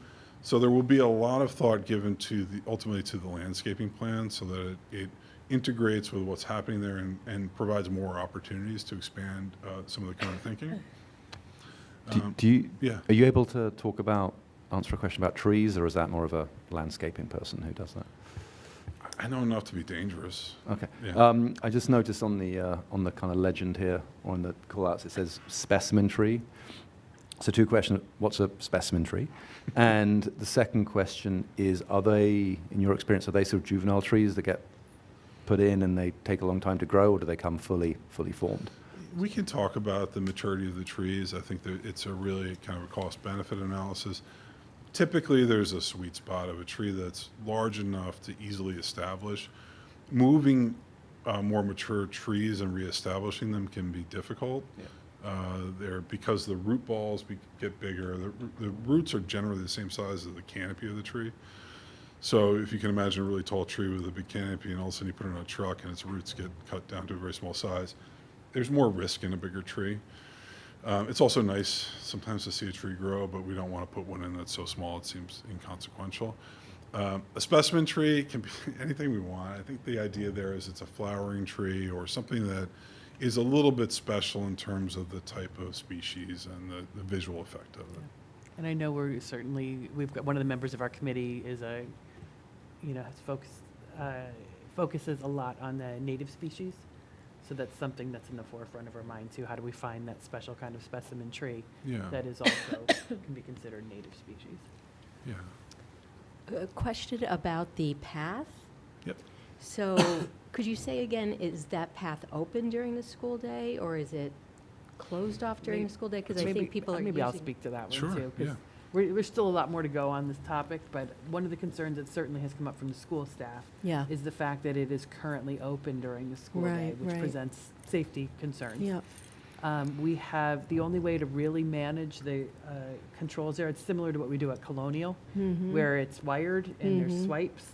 Currently, it's very expensive to wire it all the way out there right now, and we have this project coming, so that's why we haven't done that with that swipe. In my mind, the goal would be to set up a similar system. Okay. When we're redoing this, we're going to be redoing the fencing as well.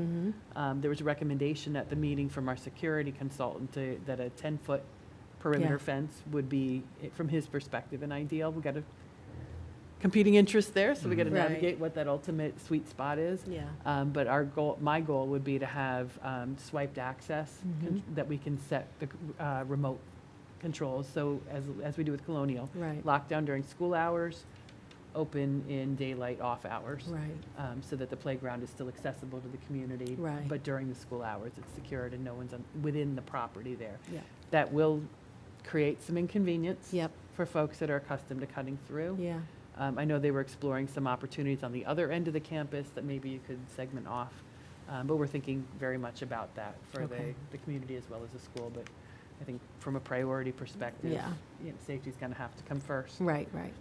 Yeah, I just remember that being, people having different views on that. Very And, much so. you know, a lot of people walk their dogs through and all that. And by Okay. state law, dogs are not allowed on school Right. property. I'll Yes. just remind everyone of that. Property. Right, right. And village law, for that matter. We did get a question at one of the neighborhood meetings with, can I still bring my dog here? And we had to say, not allowed to bring your dog. Okay, that's not one the architect should answer. Exactly. Thank you. Thank you. Hey, Walt, Yeah. I don't want to dig too deep into this, but I was just curious about, down at the bottom, it looks like there's a retaining wall down there. What's that all about? So there is some grade change that happens between the basketball court and the upper, like kind of the central playing surface. You're talking about the one on the fence line at the On the bottom? fence line, yes. Yeah, our engineers were looking at that and they were really saying, well, you should have a wall there to make up the slope. But I think ultimately that wall will probably go away because there is a natural grade that happens right now. So we're not sure that that's going to be necessary, but Okay. haven't been able to convince the civil engineers yet that that's the case. But yeah, good question. And actually, while we're there, just one more thing too. We did talk, and Walt mentioned this, we did talk a lot about the playgrounds. Yeah. And because part of this, we haven't gotten deeply into the staging plans of how are we going to get from where we are now to this being the ultimate. But one of the concerns was not wanting to move those play sets any more than is necessary. So we had originally had talked pre-bond about moving the large set across the street to the path. Ultimately, as we looked at the space, trees would have to come down to accommodate that. Path would have to change. And even in speaking with Mrs. Kramer-Gilbert, who knows the flow of how recess is managed in the building and her human resources, safety issues we ultimately decided it was probably not in the best interest to move that set over there for a variety of reasons. That being the case, she also is already thinking about how do we manage, we figure it's going to be one school year where we may have to put the big set in storage. It's kind of what we're thinking. But she's pretty confident that she can make sure kids have she won't be the principal then, but she's going to come up with a plan to pass on to whoever her successor may be, so that when that time comes that we have suitable recreation activities for students throughout that school year. And then the thought would be, take it down, store it until we're finishing the site, then that would get moved over to the right-hand blue spot. And then that's when the smaller set would then get also moved once. So it would basically reduce those to just one and done. Just plans that she's already thinking about and she'll be talking to her PTA throughout this year to start thinking about how do we shift different events and get used to kind of a modified plans for the next couple of years, excuse me. And also, but we've started conversations with the village about, can we shut down Siwanoy Place during recess and do like they did at Colonial several years back and use the street for some of the things that kids like to do during recess. Okay. So this is generally what the addition would look like, viewing it from across the playground. I think, as I mentioned before, we're picking up on a lot of the visual cues and architecture of the existing building. You will notice the connector of the addition to the existing building couldn't help ourselves. We have a little bit of a modern touch on the upper side with a little bit of extra glass, but really want to make the look and feel like it's part of the original Siwanoy building, but isn't as old as the Siwanoy building. We are, as I mentioned before, this building is fully modeled as a 3D model, digital model, and we did take a little bit of time this morning. You put the goggles on, you're subject to the camera. I think we had some unwilling or I don't to think get I their filled John pictures Condon taken. right but- there. Yeah. But we actually were able to stand in the back playground and look at the building. Right now, the only part that's modeled is the exterior. We don't have the plans are fully articulated inside, but it's a great tool to get a feel for what these spaces can look like. And I think one of the comments that we heard this morning, not necessarily from maybe on these pictures, but was the playground feels pretty big back there. The addition feels generally the right size, and there was a surprise at how much open space there was. So We are going to continue to use this tool. We think it's going to be a great tool when we get into more detailed design within the building. But we did have some fun this morning, and sorry that at everybody's expense, we took some pictures, but we had a good time.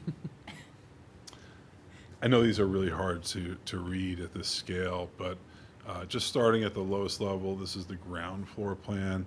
The bottom right is currently the art room and the boiler room and the old coal room.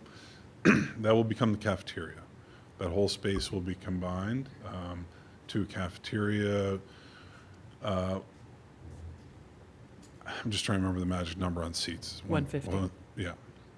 And other spaces will include music and art downstairs, as well as the nurses' suite.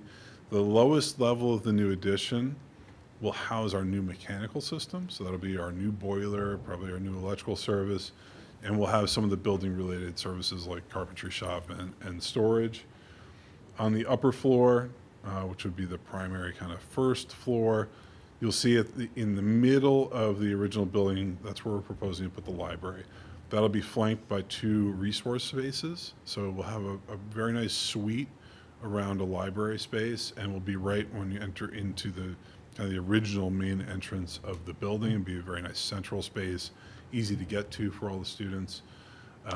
Again, when we're thinking about accessibility and travel distances, being all the way out in the wing could be a challenging space, particularly for somebody who needs to use an elevator. So library in the middle makes a lot of sense. We on the first floor, on the kind of ground floor or first floor of the addition, we have kindergarten classrooms as well as first grade spaces. Each one of those classrooms has a toilet right off of it, so a single-user toilet, so they can function as a kindergarten space, and easy access to the exterior where we still have kindergarten playground. And then on the upper floor, we have 4 more classrooms in the addition. We are looking at putting in larger toilet rooms up there, accessible from the corridor. And then in the original portion of the building, we can see the 2 kind of upper purple areas. That's where our corridor cuts through for our elevators and subdivides the existing classrooms into 2 resource rooms on each side. So I think that was the area we were talking about before. So overall, the plan is very similar to what we had seen before. Yeah, sure. The classrooms on the left, the 812s, the K2 and the 35. I'm sorry, the 812s, The classroom space is above what is currently the library. right, Yeah. do they have bathrooms? Yes, it'll be in between, a shared bathroom. Okay. Okay, we're almost done. We're getting near the end. So when we talk about responses to limiting or managing on-site construction activities and disturbances in the neighborhood, one of the concepts that's been brought forward and we are seriously considering is modular construction. So in this case, it would be more of a hybrid application. So the foundations will have to be built on site. We could potentially build the classroom using boxes that look similar to what we're seeing in this picture. It's kind of like a slice of the building that comes on a trailer. You put them on the foundation, stack them together, and then put another layer of them, stack them together, and then we would stick-built a roof on top of that. So it's a hybrid approach. But the idea is, I think we could potentially defer a lot of the construction activities to a factory somewhere else and then ship them in. So this would be a strategy, kind of reduce the number of people, the number of trucks, the number of daily activities that come to the site, and really do what we can to limit kind of the noise and disturbance, not only for the school, but for the neighborhood. So there's some work to do on that. I think Kevin will talk about that in a second, but at this point, we are conceptualizing the building so it could be done this way. We're not totally committed to it yet, but that's a concept that we're giving some serious consideration. Well, Oh, I was gonna say, and I have to be super clear about this. We are not talking about putting trailers Yeah. for the expansion. People hear modulars, or they see, and we've more than one person, like very educated people, have just assumed that now we're. And I think what's happening, they're actually conflating some of the very early conversation about what it would have taken to build a new school with this. So this is building the building in segments. Yeah, that's a good way to put it. It will have, we're kind of building the internal structure and some of the finishes or flooring or walls in a factory, bringing them here, and then we're doing all of that pretty stuff we just saw on the outside with bricks and windows, masonry. That'll be happening on site still, but the superstructure potentially could happen in a factory somewhere. The benefits of this, are pretty compelling. Build it somewhere else rather than build it on site. Are there any downsides? Is there any compromises in terms of, I don't know, longevity or future flexibility that modular involves? I'm going to invite Kevin to come up here and join me for this conversation. I know he has something to add to it. Well, that's a serious consideration. In terms of quality of building, we don't want to do this in a compromise. So one of the criteria for the design team is we need to get an equal product out of it at the end of the day. We don't want to take shortcuts to do this, but there are some different technicalities associated with that building. It's just a different system, but we do think that the same product can be achieved. We can use the same materials. We can make the building out of steel and sheetrock and light gauge framing, just like we would do if we were doing it on site. It's not going to be press board and kind of things that you wouldn't want in your building. So from a quality perspective, we are not going to propose it if we don't believe we can achieve the same quality result. And when we talk about quality, one thing to remember, and one proponents of this type of construction activity will say, you get better quality by building something in a controlled environment in a factory where you actually have good light and you're not freezing cold and you have all the power and tools you need, as opposed to doing this on site when it's really windy and rainy and you just don't want to be there and you just finish it. So there are a lot of benefits to building something in a controlled space. So, in terms of construction, Kevin, I don't know if you want to weigh in on that at all. Yeah, so the reality is that there's pros and cons to everything, including the modular build.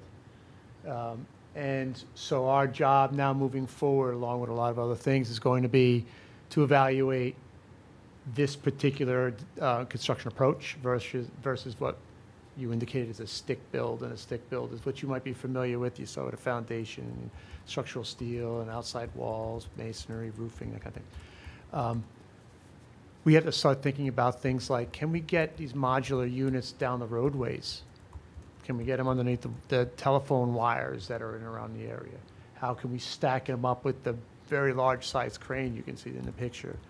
Are these realistic things that we can achieve to make this happen? So over the course of the next couple of months, we're going to be evaluating all those things as well as the cost impact, as well as the schedule impact. Versus a standard stick build, we're going to do a side-by-side comparison, and then we're going to give you guys a choice. Which one do you think, based on the information that we're providing, best suits what we're trying to accomplish here, and meet the needs of the community, and also the speed of the projects, and minimize the timeline. So in regards to the particular building style, this is not a common building style in the school market right now. Started picking up speed about 20 years ago, did a lot of it on Long Island. We are using Rye right now as a reference. That is using it, a couple of projects using this type of program. We're also learning the do's and the don'ts associated with that. So we are asking a lot of folks in a lot of school districts. We're actually meeting, along with John Condon, some vendors who actually build these units are coming to your school tomorrow. And we're going to talk about these things and evaluate what the best approach is and trying to learn from them, from their experiences, how we can do this and with the minimum impact in the construction in your community. It will save a lot of time with this stacking 11 of these modular units. Will take a quarter of the time it would to stick build. It might take us a little bit longer for us to get the physical units on site, right? Because they're being built someplace else and then shipped there. So maybe what that does is, instead of starting immediately on putting foundations in the ground, we wait a little while so that the foundations are finished in time for the units to show up, and therefore decreases the overall construction time. But it really be on the front end, not on the back. All right. So part of our job moving forward is going to be, we talked earlier on about evaluating the overall construction project, everything as a whole, right? Um, uh, uh, Both propositions. And we've laid out a fairly good plan from 60,000 feet based on the basic information that we had at the time when we were building the bond referendum. It has advanced a little bit and will continue to advance as the program continues to advance. And we'll get into those details and more specifics about how the town utilizes these buildings, how the school district utilizes these buildings, both during the regular school year and the summers, and how we can physically build all this. It's $98 million is a lot to do in a few years. And so that's a balance that we have to work together as a team to figure out. Also in proposition number 1, Sarah had mentioned, it's at the DD stage, about 65% done with the overall design. Now that they have completed that, those drawings have come to our office and we're doing an evaluation of the overall cost. So our role here, moving forward, as we're going through the design phase, is going to be keeping it on budget and keeping it on schedule. What I'm really, really happy to and very pleased about is that the overall schedule that had been put together in terms of design and construction is right on track. So I'm very pleased about that. I'm also very pleased about the involvement that the school district has had, not just as an administrative team, but also bringing the community. As we mentioned, all these meetings that are coming up and that we've had with various user groups. Thank you. That I think have been absolutely fantastic. We've heard you in terms of the community feedback. A lot of changes have been made based on those things in real time. This is really important, and this doesn't always happen. So really, really happy with how this is being managed at that level with all that input. And we hope that that continues. And we thank everybody who has been involved and volunteered their time to come in and share their thoughts with us, because it's important. It's important for all of us. As it pertains to Silenoy, and we're on Prop 2, we're on that schedule. We're working very diligently there. I just wanted to add a couple of things about some to-dos that are coming up.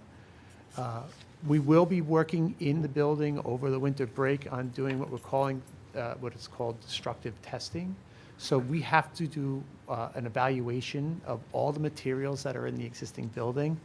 Some of them may be hazardous materials, like asbestos and lead and PCBs and things like this. So we have to, the school district does an excellent job of keeping logs of where they have known knowledge of all this information. But now that we're starting to get into walls and places where you can't typically get into, we need to do a little bit more evaluation. So we're actually going to open some ceilings, we're going to open some walls to see if there's anything else that needs to be identified as hazardous materials so that we can have it properly removed if it's there. So we're starting to think along those lines about what the buildings are made of and how to safely remove the materials and then rebuild them. So that's the first thing. The second thing is we're going to start doing some geotechnical surveys, which means that we're basically going to drill outside, 10, 20, 30 feet deep, depending on how deep the strata will allow you to do that, to make a determination of where rock is, if it is there, and so that we are prepared to address it during the construction project, or perhaps move the building or some aspects of the building around to be able to accommodate for it, to try and minimize costs, because rock is very expensive to remove. So we're starting to think along those lines. Also, strata support for the building itself to make sure that the building can sit on the existing soils that's there, or if anything has to be remediated. So that's a very, very important aspect. These are right on target for development at this time. And so we're going to be moving forward with those things over the next couple of months to help develop the overall design. When you poke into the walls and in the ceiling, if you do find something unpleasant in there, is that like, do we have contingency for that? Great question, and the answer is yes. So we have built into the bond referendum 2 contingencies. One is a design contingency, and the second one is a construction contingency. The design contingency is, the design is is back of napkin, very graphic in some sense. When you are going through the bond, it's not developed very much in any way. So oftentimes, they don't know where this stuff is or if it even exists. So we'll use some of those design contingencies to help to offset some of those costs. If we come across something that we didn't discover during the design process, we have what's called a construction contingency, and we'll utilize those funds for any of those unforeseen conditions. Okay. All right. So those are kind of a couple of things moving forward that I wanted to cover that I think is important. And this was the schedule that we laid out the last time that we were here. And it has gotten a little bit more detailed than what was presented prior to the bond vote, which is a good thing. And it's important that we understand that there are certain, and the little red bars there that you see going up and down are summers, 26, 27, 28, 29, right? And a lot of the program that you have, especially at Prop 1, are interior renovation related that can't be done during the regular school year. So there'll be a lot of work that takes place over that summer that will impact other activities that the school district typically has when there is no construction going on.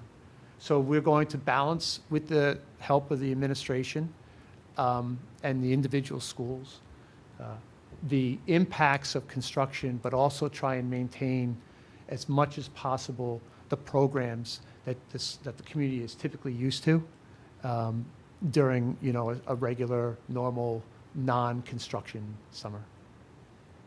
Okay. And of course, we will continue to evaluate these and ratchet down a little bit further on them as we go further with the overall design. And then the last thing that you mentioned a little bit about that I wanted to touch on is once we have met with vendors and once we have started talking about how to access the sites and where do you put parking in for contractors in these very limited areas, how do we, where do we put a construction trailer, a store structural steel, or a crane? We have to develop a logistical plan that works for what we need to do to build this thing in an efficient way, but also still allows the school district to function in their normal everyday educational process. And so that is very, very important for us to start developing now over the next couple of months. We're going to bring that to you very soon to start talking about those types of details as well as you're seeing the overall program develop, especially at Simonoi. And that's all I have. Thank you. Thanks, Kevin. Almost done. Thank you also for your time. You can tell we have a lot to share. We're here at the end. So next steps. Really the big picture horizon items are get Colonial and Prospect Hill to SED, get a building permit, get that project bid with the hopes and opportunity to start work this summer at those buildings. At the same time, we are going to progress the design for Simonoi. Submit that project so we could think about bidding it in the fall of 26. We're not going to be ready to bid it this spring. We certainly can't start construction at Simonoi this summer, and a prime time to bid something is probably in the fall. We'll get most likely the best results and the most attention from contractors. So that's the high level. So I hope, if all that goes according to plan, we'll have shovels in the ground this summer. So thanks again. I know it was an earful. Appreciate the time, but I feel like we had a lot to share out. Thank Thank you, you. Walter. Thank I just Thank wanted to you. add one small piece too, and I do especially appreciate the program discussion that Susan and I had with the team. One of the things that's really important to us is that we assure that we have the space for 15 classes in the building if needed, full-size classes. Generally, Siwanoy runs about 13 to 14 sections. Every now and then, there's a 15th section needed. So we just thought this is an important opportunity. We didn't want to underbuild, but we also are not overbuilding. We're trying to find that sweet spot. So I appreciate the team really working hard to make sure that we had that 15th space if and when needed. It'll serve as a flex space in the other times. And flex can be a lot of things. I mean, it can be certainly PTA meetings, it could be arts and enrichment, it could be outfitted to be a place where people could bring classes to do science labs. It could be so many different things. So we're going to be, there is space designated in that. And then in the needed year, you can turn it into a classroom. You know, so we're going to be working on that as well. I just wanted just to keep that on the radar because that is also one of the reasons why the expansion needs to remain the size that it is, because we need to make sure that we're building the appropriate number of classrooms for now and for any of those bigger years where we may have to bump up just a little bit. So thank you for all the efforts. Thank you for listening and for evolving. Great to see everybody. Yeah. It's really been wonderful to work with the team, Sarah, Mike, really, And, and Kevin. Appreciate it. Can I just say, you know, when we started this process, which wasn't just last year, it was the year before we started talking about Yeah. facilities. But when we went to the community early in, 25 or last year or a year ago, and we said, we need you to approve these bonds, and they were sizable, and we only have 2% of design that we have to show you. And I'm glad that the community trusted us enough to vote yes on, a lot of our bond propositions. And as you can see, the development of the design, how far it's come and how many things have changed for the better. So I hope the community continues to support us, understanding that things will come in due time. Put your trust on us. We are here to do the best we can. And we're showing by these designs, by reducing some of where we can reduce, we've reduced, and where we could think outside the box, like putting the elevators outside now and giving us some space and moving the library and, a cafeteria that is in the garden level.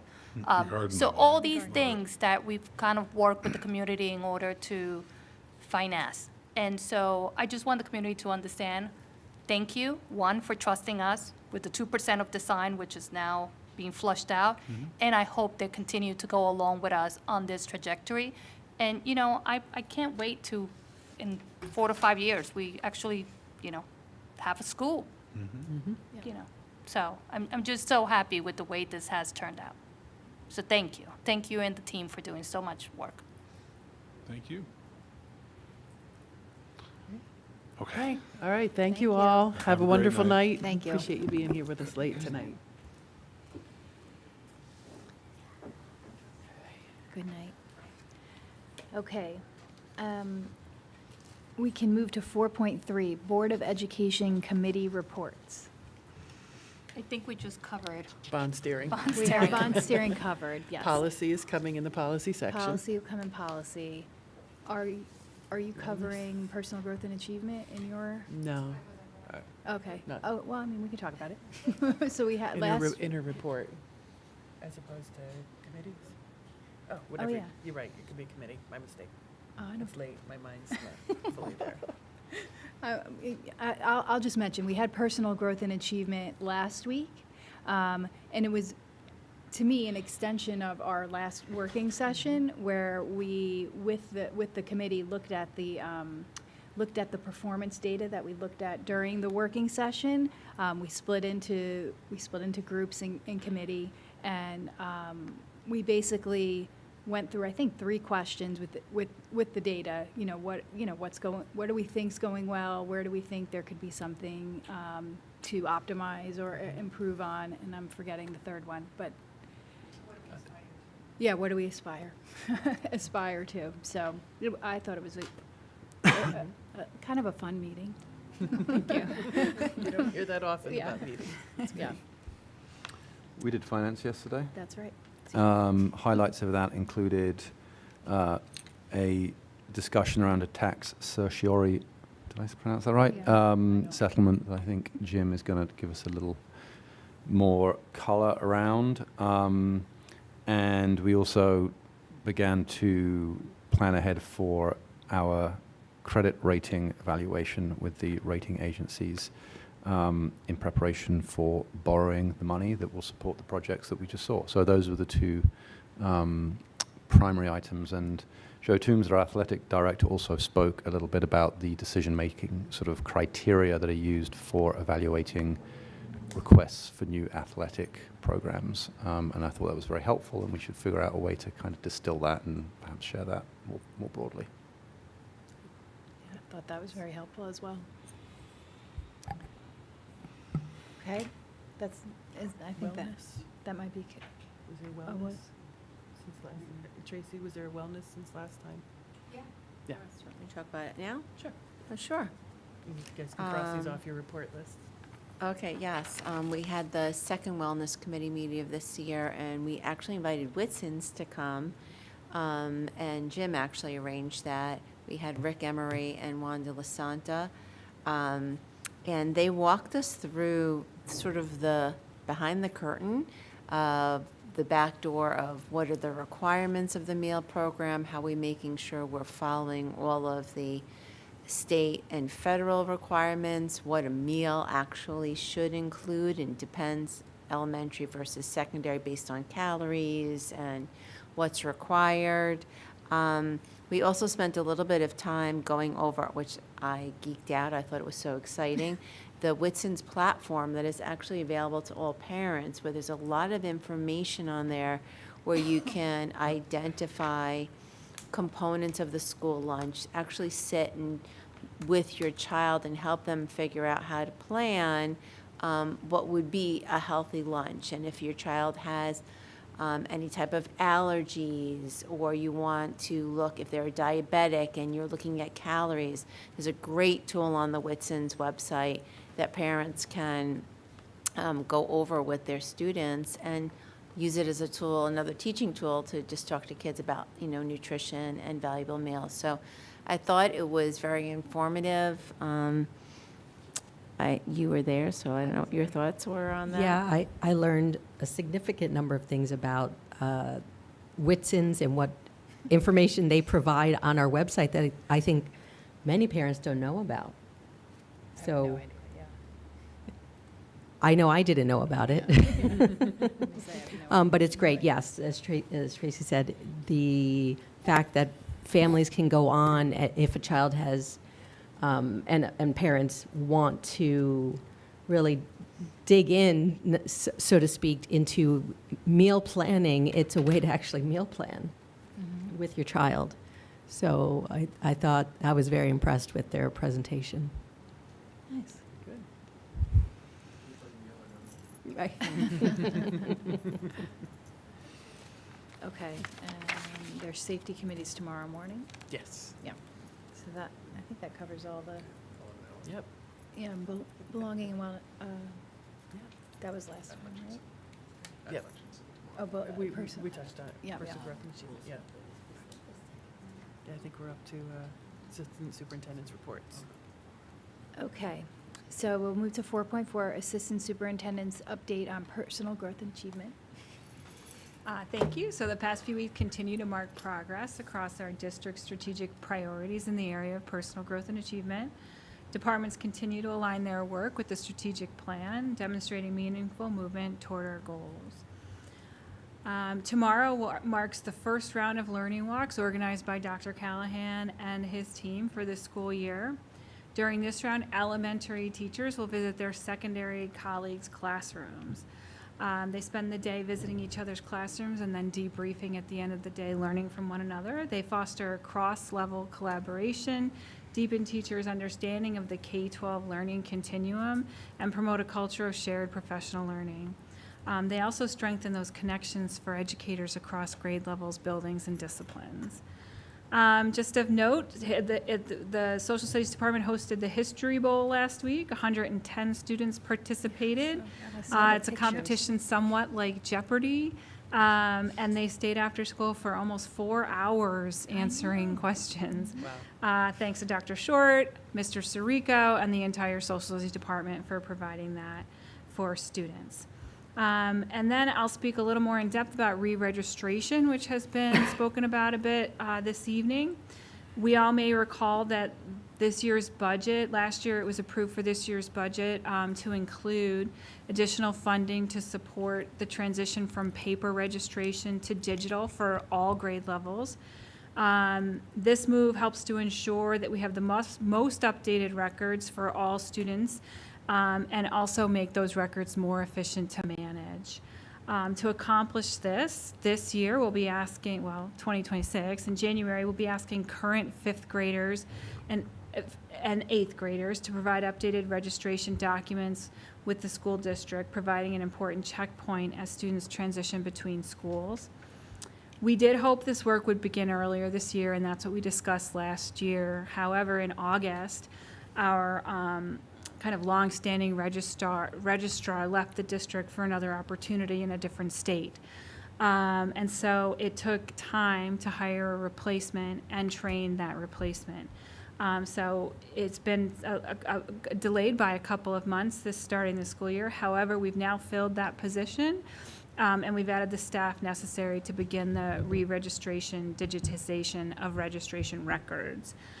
So we will start with our current 8th graders, and they will be followed by 5th graders in the spring. Our goal is to have 6 incoming 6th graders and 9th graders next school year be fully digital re-registered, understanding that this really depends on family responsiveness, because it's one person managing the interactions with families. So if families are responsive, it can happen very quickly. So that will depend. And then specific instructions for these re-registrations will come straight from the registrar's office to the families who we will be requesting the documents of. And that will start in the new year in January. And then as that progresses, we will provide updates to the board and to the community on how that re-registration process is going. Thank you. Okay. Does anyone have any questions? No? No? Okay. We can move to Assistant Superintendent's update on belonging and wellness. Thank you. So on Monday, December 1st, was the second SEPTA meeting of the year. SEPTA typically invites myself and my staff to come and present to the families about programming, current programming in Pelham. We talk a little bit about how MTSS relates to special education referrals.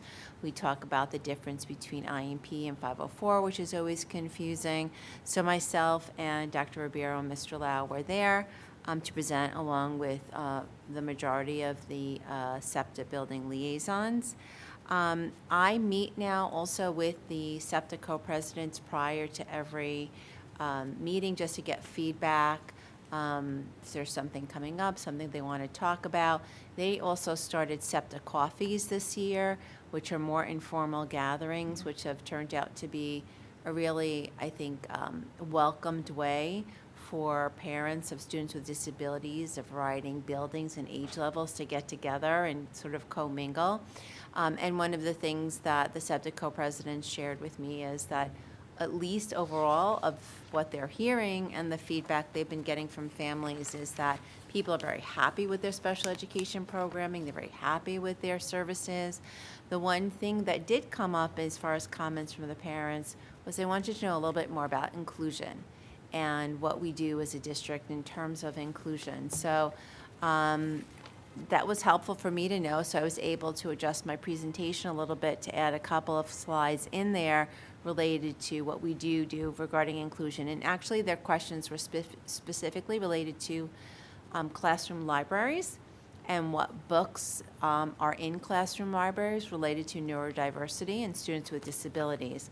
So I did a little research. I spoke to the building principals. I spoke with Dr. Short, and I spoke with Ann Sullivan, and actually was pleasantly surprised that we do have a lot of books that do relate to neurodiversity and students with disabilities, especially in our elementary school building libraries. Dr. Short will be looking a little bit more closely as she does her budget and gets ready to spend money, how to enhance classroom libraries in terms of books related to students with disabilities. And then in terms of inclusion, I was able to share with parents the varying things that we do in the district that maybe not everybody is aware of. So for example, we have partner classes. So every special class or special education class has a partner class where they push in for morning meeting. All students, that are in special classes push into specials, recess. So again, opportunities for inclusion there. There are peer mentors. They do it a little bit differently at each elementary building. It's typically K-5, some buildings, Hutchinson, it's K-4. But even beyond that, like in Miss Rodriguez's class in Colonial, she has first graders that come in and do art projects with her students. So there's a lot of opportunity at the elementary for sort of integration. We've got town halls. At the secondary level, we also do have peer mentors. There's unified basketball, which is a great opportunity for inclusion. And then, Mr. Salazzo is great at the high school level, as well as Miss Kate. He's got the French club that comes in and does cooking projects with the students in FOL because they've got this great, cool kitchen.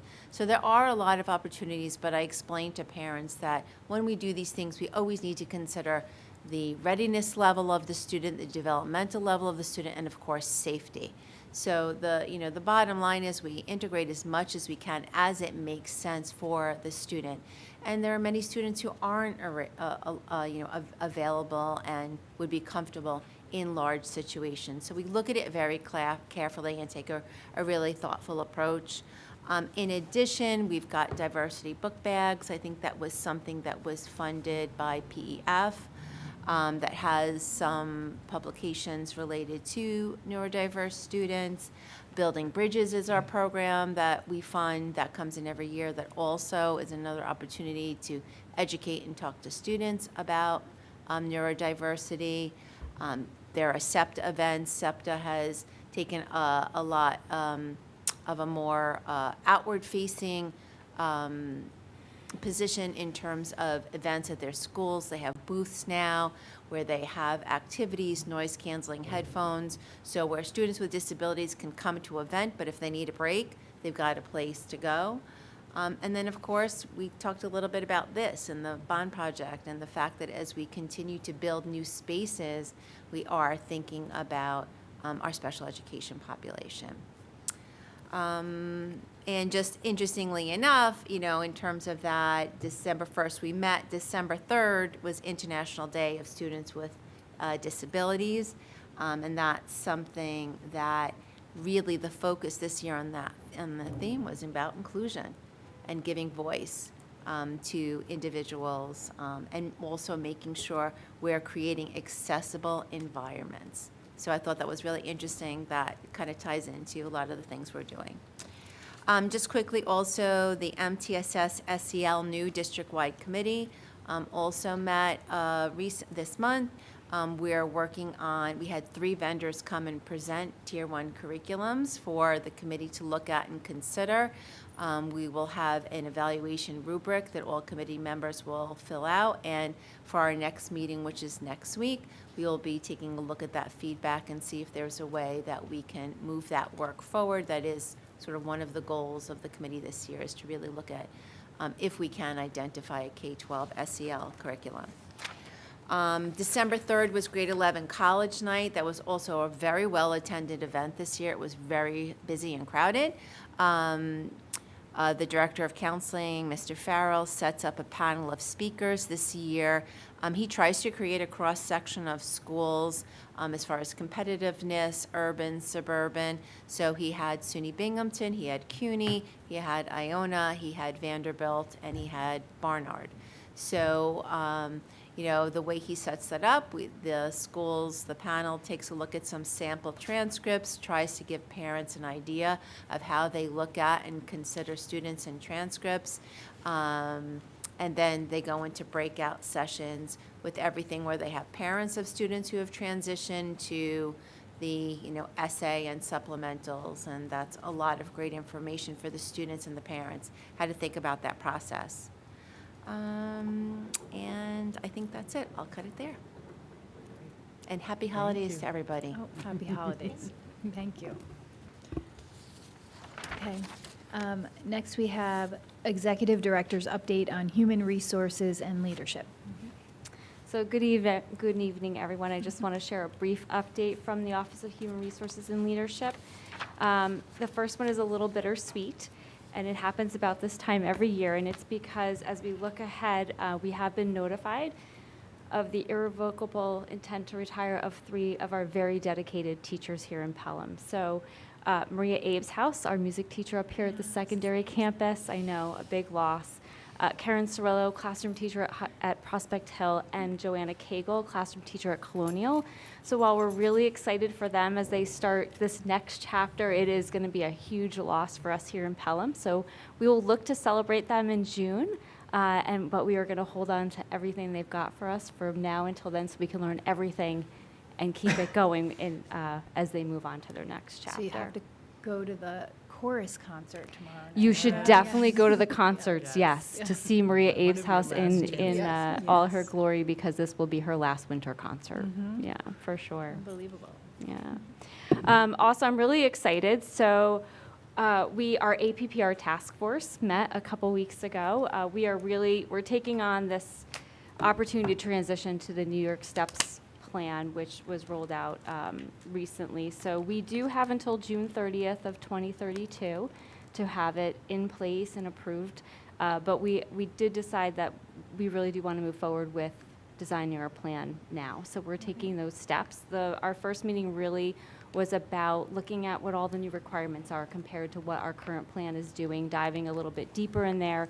Our next meeting is at the end of January, where we'll start working on our needs assessment, where we're going to really be looking to gather information from our teachers and our administrators about what is currently working well and where we have room to grow in our plan. I'm really thrilled because we have 13 teachers on our task force and 10 administrators, and so I really do think we have a wonderful group assembled to sort of start to tackle this plan. And then lastly, I just want to give a little update about DESHA's law. So DESHA's law was signed in July of 2025.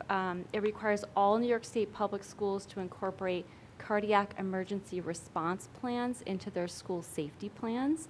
I'm happy to share that we have been able to do that in both our building and district response plans. However, the second key responsibility is to have all staff trained. So this will become an annual training that will show up in our GCN trainings. That will be for September 15th in our rotation.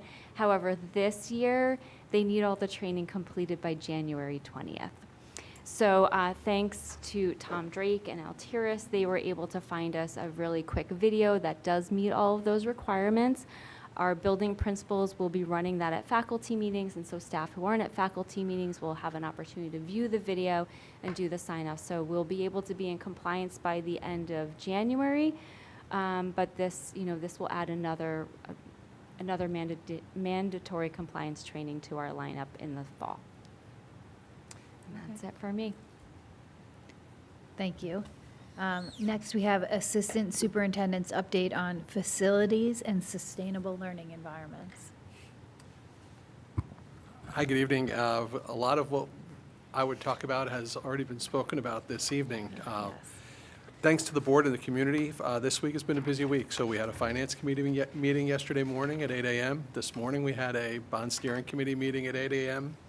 Obviously, we're here just past 9 p.m. And tomorrow morning, we have a safety committee meeting at 8 a.m. So thank you for your volunteer. And who set the schedule for that, Jim? Yeah, I set the schedule. I start and end my days with Jim. And start again.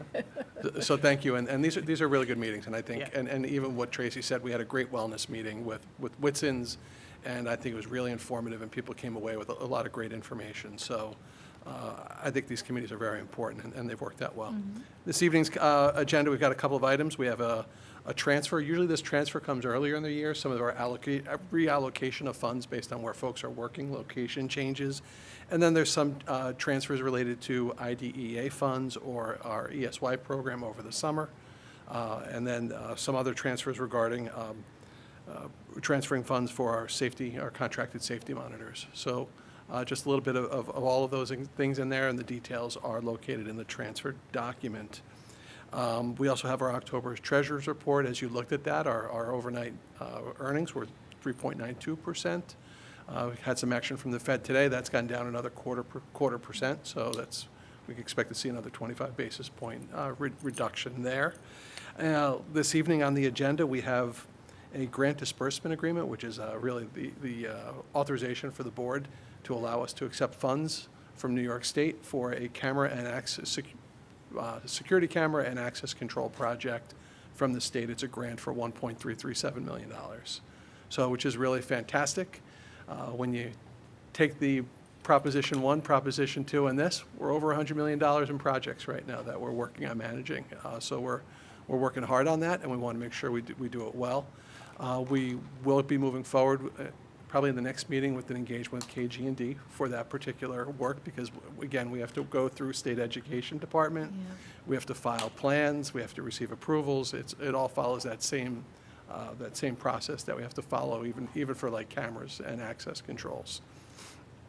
On this evening's agenda, we also have a resolution for the board to approve an agreement with KG&D Architects for the renovation work related to the house that the district just purchased to convert it into administrative offices.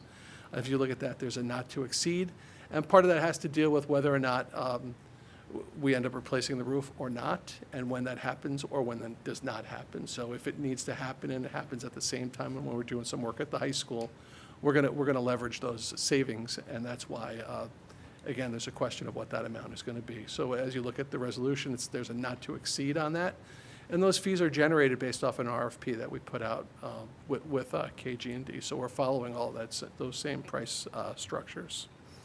And tonight, we've spoke about it, we have a large tax certiorari or a tax appeal for the board's approval. As mentioned, this is quite a large tax appeal. It's a refund of just over $400,000. This will be paid out of the district's reserve specifically set aside for this purpose. So it's not as if this is an unexpected expense. This is something that has been planned for, that the district has put money aside for, and that we can pay for, and will not be a recurring burden on the district. When things like this happen, we work with council, with the town of Pelham. We have a shared council to work towards coming up with a committed resolution for this that works in the best interest of the district. And again, the district and the town really have shared goals in how they do this, and this joint council agreement has been in place for decades, I think is what we determined as we talked about that. The property that we're talking about is the property, the shopping center where ShopRite is.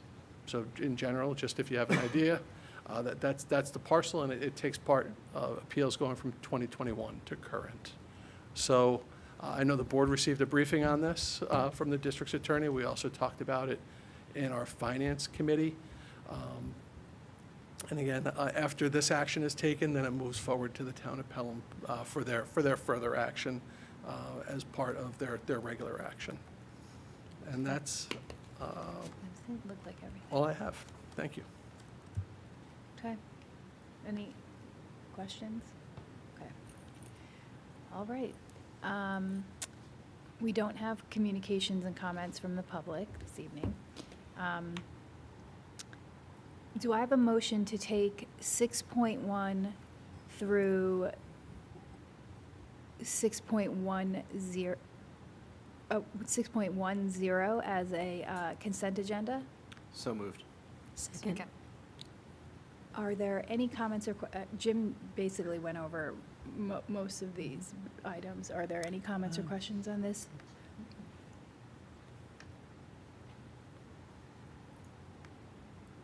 I don't know if there's anything you want to say about the memorandums No, or just the letters. several items there in addition to what Jim mentioned. Okay. The KG&D contract for services related to the Franklin Place house. Right. So there's some engineering and design that needs to be done there. Several stipulations of agreement and side letters that have been just related to The retirement. A variety of different things related to, especially the teachers' contract. So Oh, some yes, that's unique right. situations that we came into agreements with them.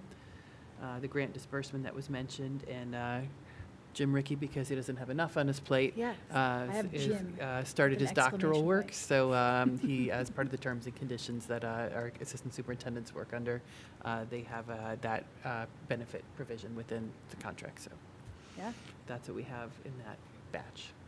okay. All right, all in favor?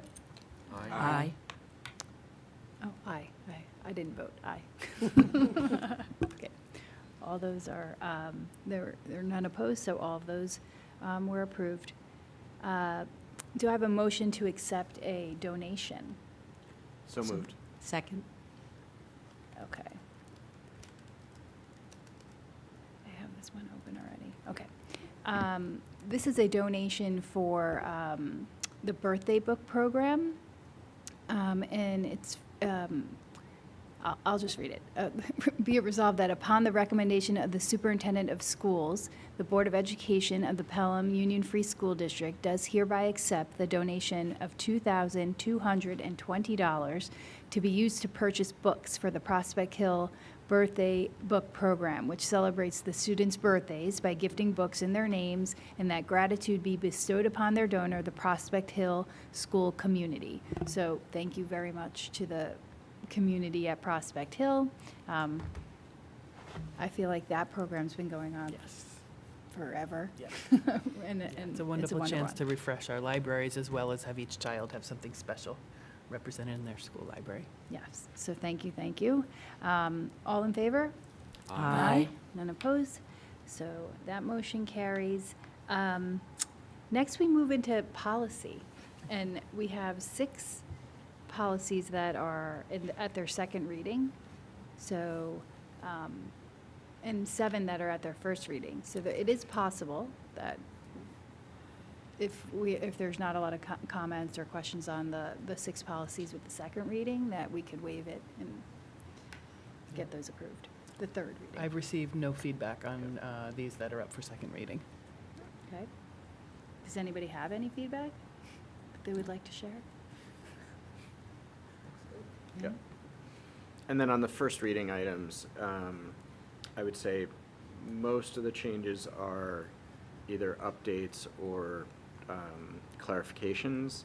I think we did do a fair bit of work on policy 1510, which is sort of board meetings, and in particular, tried to put some framework around public comment and what that might look like, and what our expectations are for process and conduct during that part of the meeting. Okay. Which one is the public comment one? 1510. 15. So, yeah. 7.7. And that's on first reading, so people have a chance to You have a chance to take a consider. look at it. And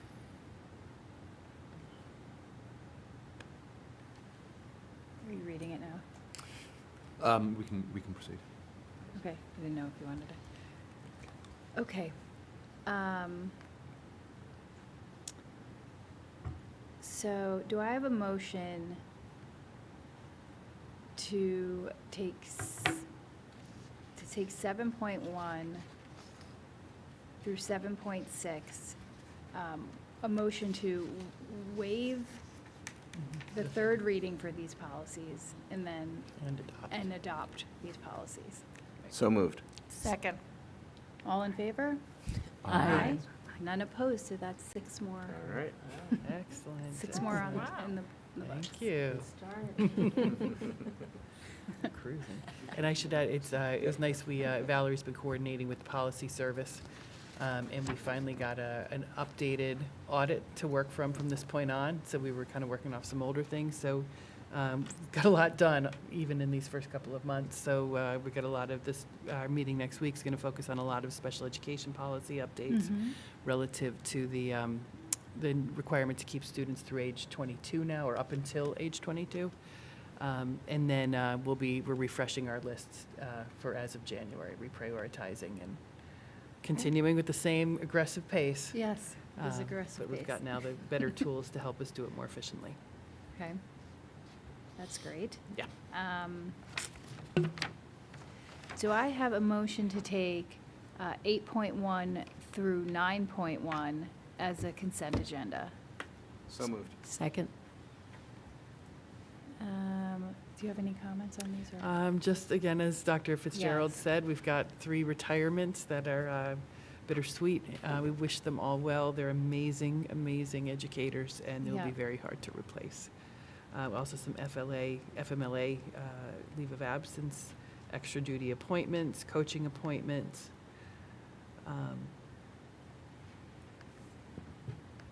Appointments of teaching assistants and additional substitute teachers, never enough of those.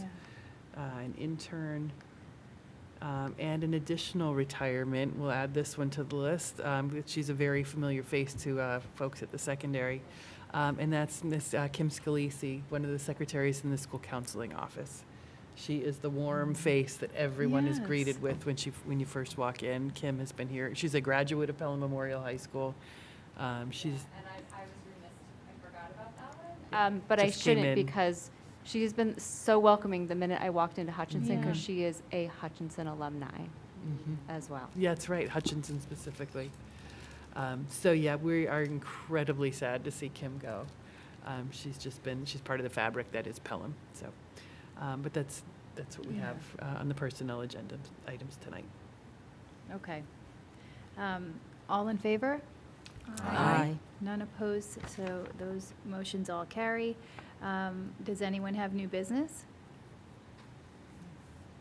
Okay, we do not have communications and comments from the public. I will take a motion to adjourn. So moved. Second. All in favor? Aye. Okay, thank you. Great.